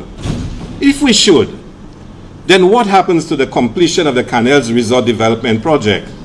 Who would be responsible for the lawsuits and other litigation we would face from applicants and Galaxy? And why would we want to act against a company that we have no issue with? Does anyone believe that Martinez loves St. Lucia, that he cares about us, and that he's doing this for our benefit? How does someone sue a company for damages and loss, but spend more time on talk shows and showboating and exposing anyone he's had private conversations with? How does bullying and threatening staff and board members of the CIP and other institutions show sincerity on the part of Felipe? As minister, it is my responsibility to defend the CIP and the best interests of this country. If it means that Martinez will come after me, then so be it. What is worse about this Martinez affair is that the opposition has joined with him to condemn the CIP unit, its staff and directors, accuse and attack me, and undermine the reputation of St. Lucia. Martinez has publicly said or implied that he has received information from the opposition. They echo each other and share similar song bites. Now, why would the opposition seek to burn down our country to the ground in favor of an unknown and questionable character? Tell me. First, the opposition launched a sustained campaign lobbying for St. Lucia to lose its visa-free access to the UK and the EU. They had it all over that St. Lucia was about to lose its access. It has not happened. Today, it is a sustained campaign for St. Lucia to lose its correspondent banking relationships. Now, why would you want your country to lose such a critical ingredient for the sustenance of its economy and the livelihood of its people? This is, in my view, treasonous. Why is the opposition in league with Martinez? It cannot be that they don't believe in Galaxy. The truth is that Galaxy was brought to St. Lucia by the Alan Chasney administration. The former Prime Minister gave a resounding endorsement of Galaxy, including assisting them in securing the hotel management contract with AM Resorts. Galaxy also received a strong endorsement from the former Minister of Commerce. Here is the endorsement of the opposition when in government. Caribbean, and I quote, Caribbean Galaxy Real Estate is a citizenship by investment client, and they were screened through rigorous processes. CIP ensured that the company met all requirements of transparency and had a proven track record of doing ethical business throughout the region and internationally as well. That was their endorsement of Galaxy. Today, support is being given to Martinez to vilify and desecrate Galaxy because it has become politically convenient. So what does Martinez claim that St. Lucia has done wrong? And I want you to listen carefully. He claims that St. Lucia has aided Galaxy by giving them significant shares, which allowed Galaxy to sell below stated prices. In so doing, it affected his capacity to sell shares in his hotel projects. Let us examine the accusation. We believe that our legislation is very clear. For an individual to qualify for citizenship, that person must complete the due diligence processes successfully and must pay all applicable fees, including the minimum investment amount. That's what our law says. We believe that once those requirements are met, then we have done nothing wrong. In any event, let's look at the practices which are described as illegal. But first, I want to categorically state that the unit does not get involved in the marketing or sales strategies of any promoter or developer. Our position is clear. We don't get involved in private commercial agreements between parties. However, we don't encourage or condone any marketing or sale of shares below the stated price. Once it was brought to the attention of the unit that there were agents promoting citizenships below the stated minimum investment level for St. Lucia and other countries, the unit sent out a memo to all promoters, developers, and agents stating the unit's disapproval of the practice. But again, we cannot regulate commercial agreements between parties or the actions of any entity in a foreign jurisdiction. However, these practices are a persistent feature of the industry, whether they are called underpricing, rebates, discounting, financing, or buyback. Our lawyers have reviewed this and have advised us that none of the above practices are contrary to our law or our CIP legislation. Also, the former Prime Minister is on record as saying that he had received reports about these practices by Galaxy and had asked that it be investigated. He further stated that he was told that nothing wrong was being done. Yet today he joins Martinez to condemn St. Lucia as aiding and abetting Galaxy. I need to return to the issue of commissions. I spoke earlier of the 2016 initiation of the CIP and noted that the unit did not provide commissions. This was introduced after the change of government in 2016. The unit decided to withhold 20% of the minimum investment for the donation option and pay it back to the agents, promoters, or marketing agents. I'm avoiding greater details and I'm not sure whether this will become a legal matter. But consider this. This is not a developer or promoter providing a commission. It is the unit itself providing it. I wish I could tell you who the local agents were who started receiving those commissions. I also wish I could tell you which local agent was the largest agent acting on behalf of Galaxy when they started operating in St. Lucia. But that's for another day. It is certainly not the names that Martinez and the opposition are shouting right now. Let me give you an example to illustrate how commissions can be used. Imagine a residential apartment developer offering 10% commission on the sale of apartments, each one costing $1 million.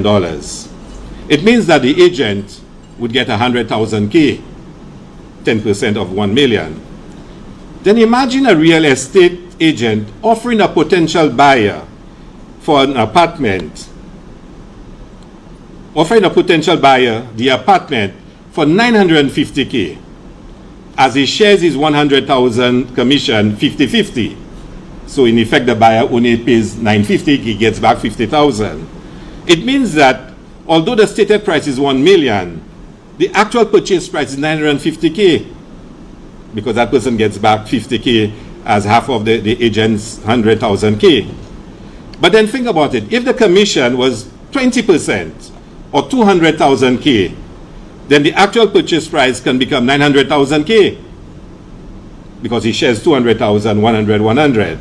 It does not take much for an agent to advertise the sale of that apartment, not as 1 million, but for 950K, or even 900K, or even lower if his commission goes higher. I want you to understand through this example how commissions can determine the final sale price in an industry which is commission driven. But also significantly, as developers start to compete on levels of commission to bring in sales, it is easy to get a situation where commission levels rise out of control. So imagine in 2018, the unit itself offered commissions of 20%. So guess what developers who are way more aggressive in their sales strategy would be offering right now? We now have an industry where if you want to drive your sales, then offer the highest commission. I'm sure you can find many other examples of creative sales and marketing strategies used to drive sales. I want to respond to the repeated claim made by Martinez and the opposition that there is a CIP scandal and that more than $1 billion is missing and should be returned to St. Lucia. You would recall that I explained that in the real estate option, the minimum investment amount is paid and belongs to the developer. This money is never that of the state and cannot be claimed as such. What belongs to the state is the administrative fees that are paid. So the claim by Martinez and the opposition is that Galaxy got 6,000 shares, and at 200,000 K minimum investment, then that's 1.2 billion, and that money should belong to the government and not the developer. This is wrong on all counts. Further, the minimum investment amount is paid when an applicant has completed the entire process and is approved. I can state that at the present rate of approval, it will take quite a while for the full allocation of shares to be approved and the developer able to collect their revenue through the sale of their shares. It means that the developer will have to secure private financing upfront, which will be recovered as approvals are granted. I also want you to note that given the intense competition between competitors in the various islands, there is a steady rise in commissions being offered, resulting in commissions becoming a significant project cost and eventually leading to demands for more shares. I wish I could share with you what some developers in other islands have been given. St. Lucia has been and remains very conservative. The opposition must be very careful how it speaks of CIP scandals. We believe that we must always act in a manner that puts St. Lucia and St. Lucians first. We want our country's reputation to be that of a jurisdiction that has respect for its laws and the privacy of commercial agreements. We want a reputation of a country that is a prime jurisdiction for investments and that the decisions of governments are honored. It is why in every instance when we disagreed with the decisions of the last government, we stated why and offered alternative approaches.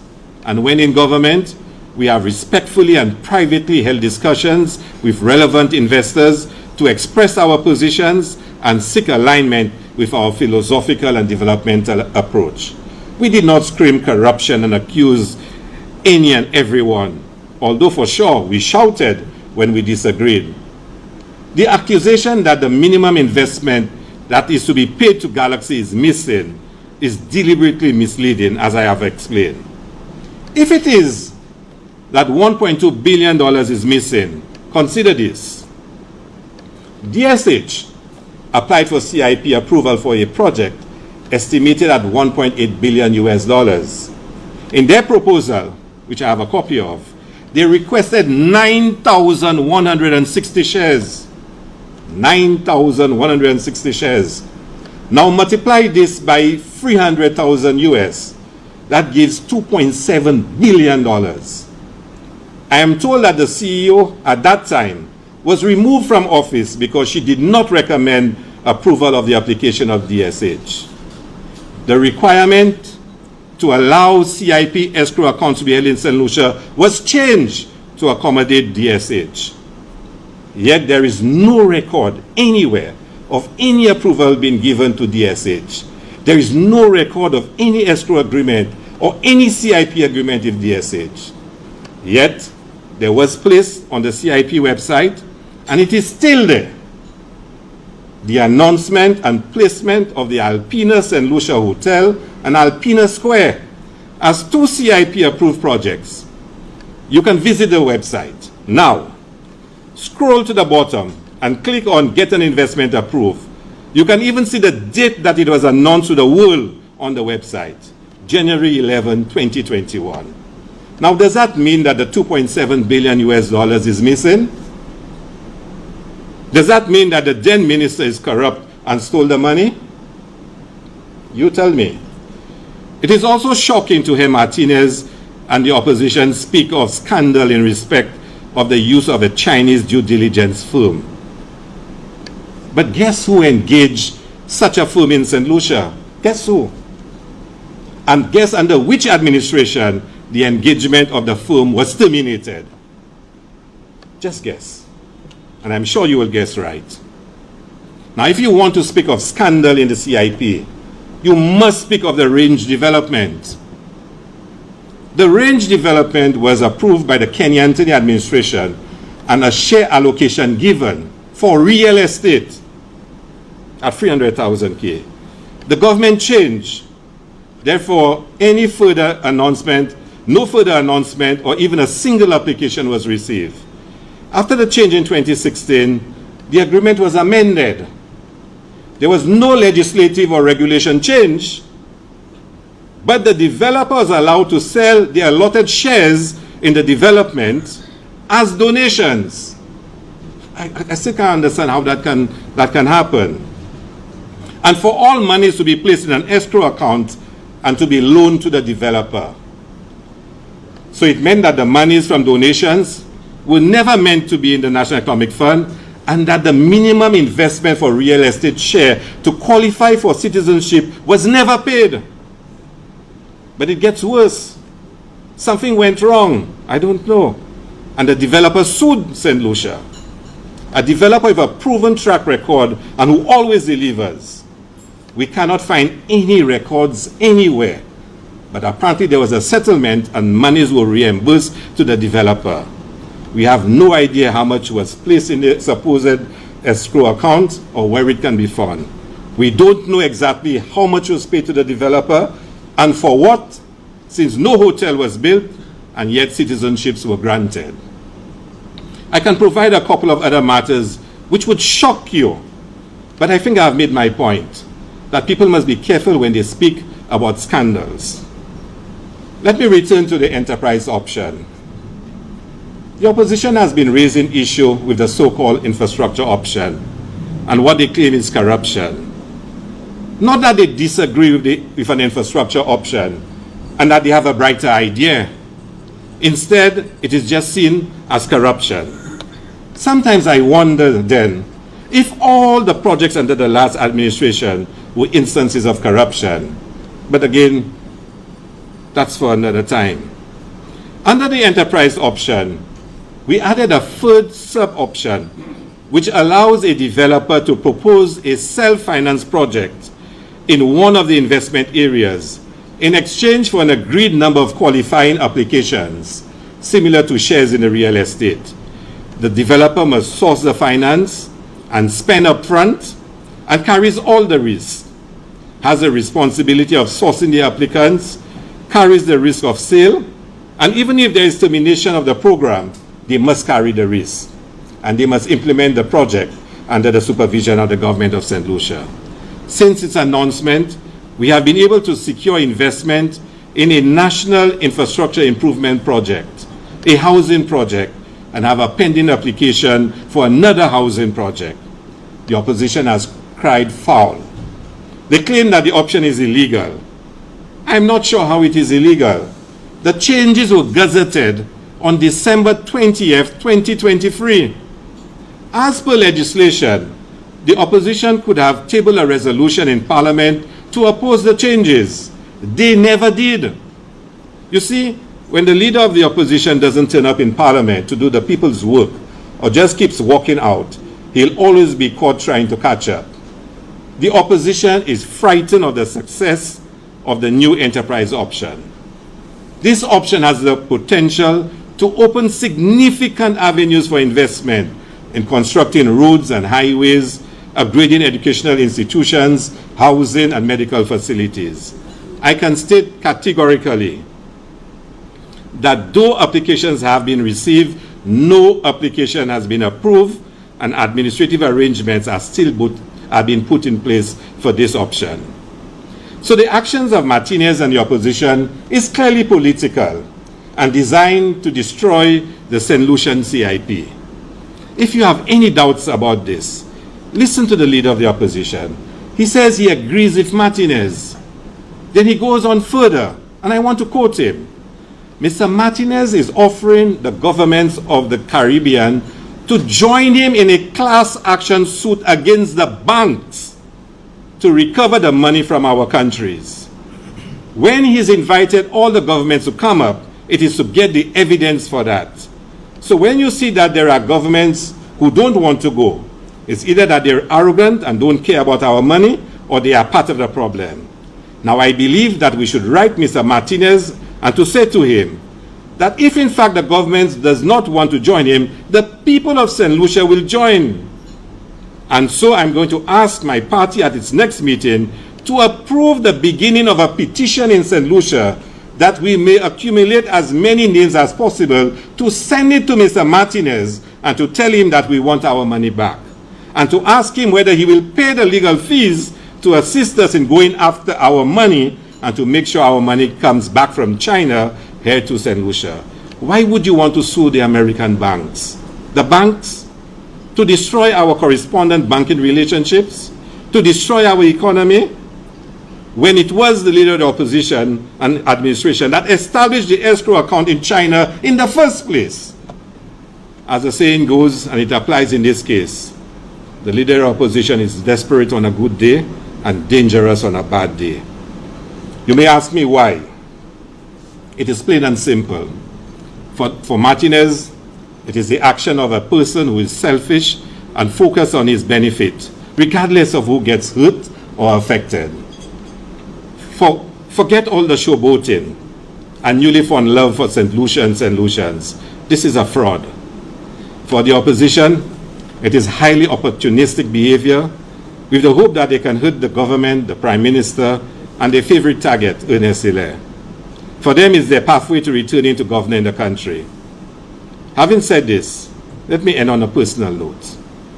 I have been the subject of the most vicious and malicious attacks from the opposition leader and his surrogates since I entered politics. Their plan is clear.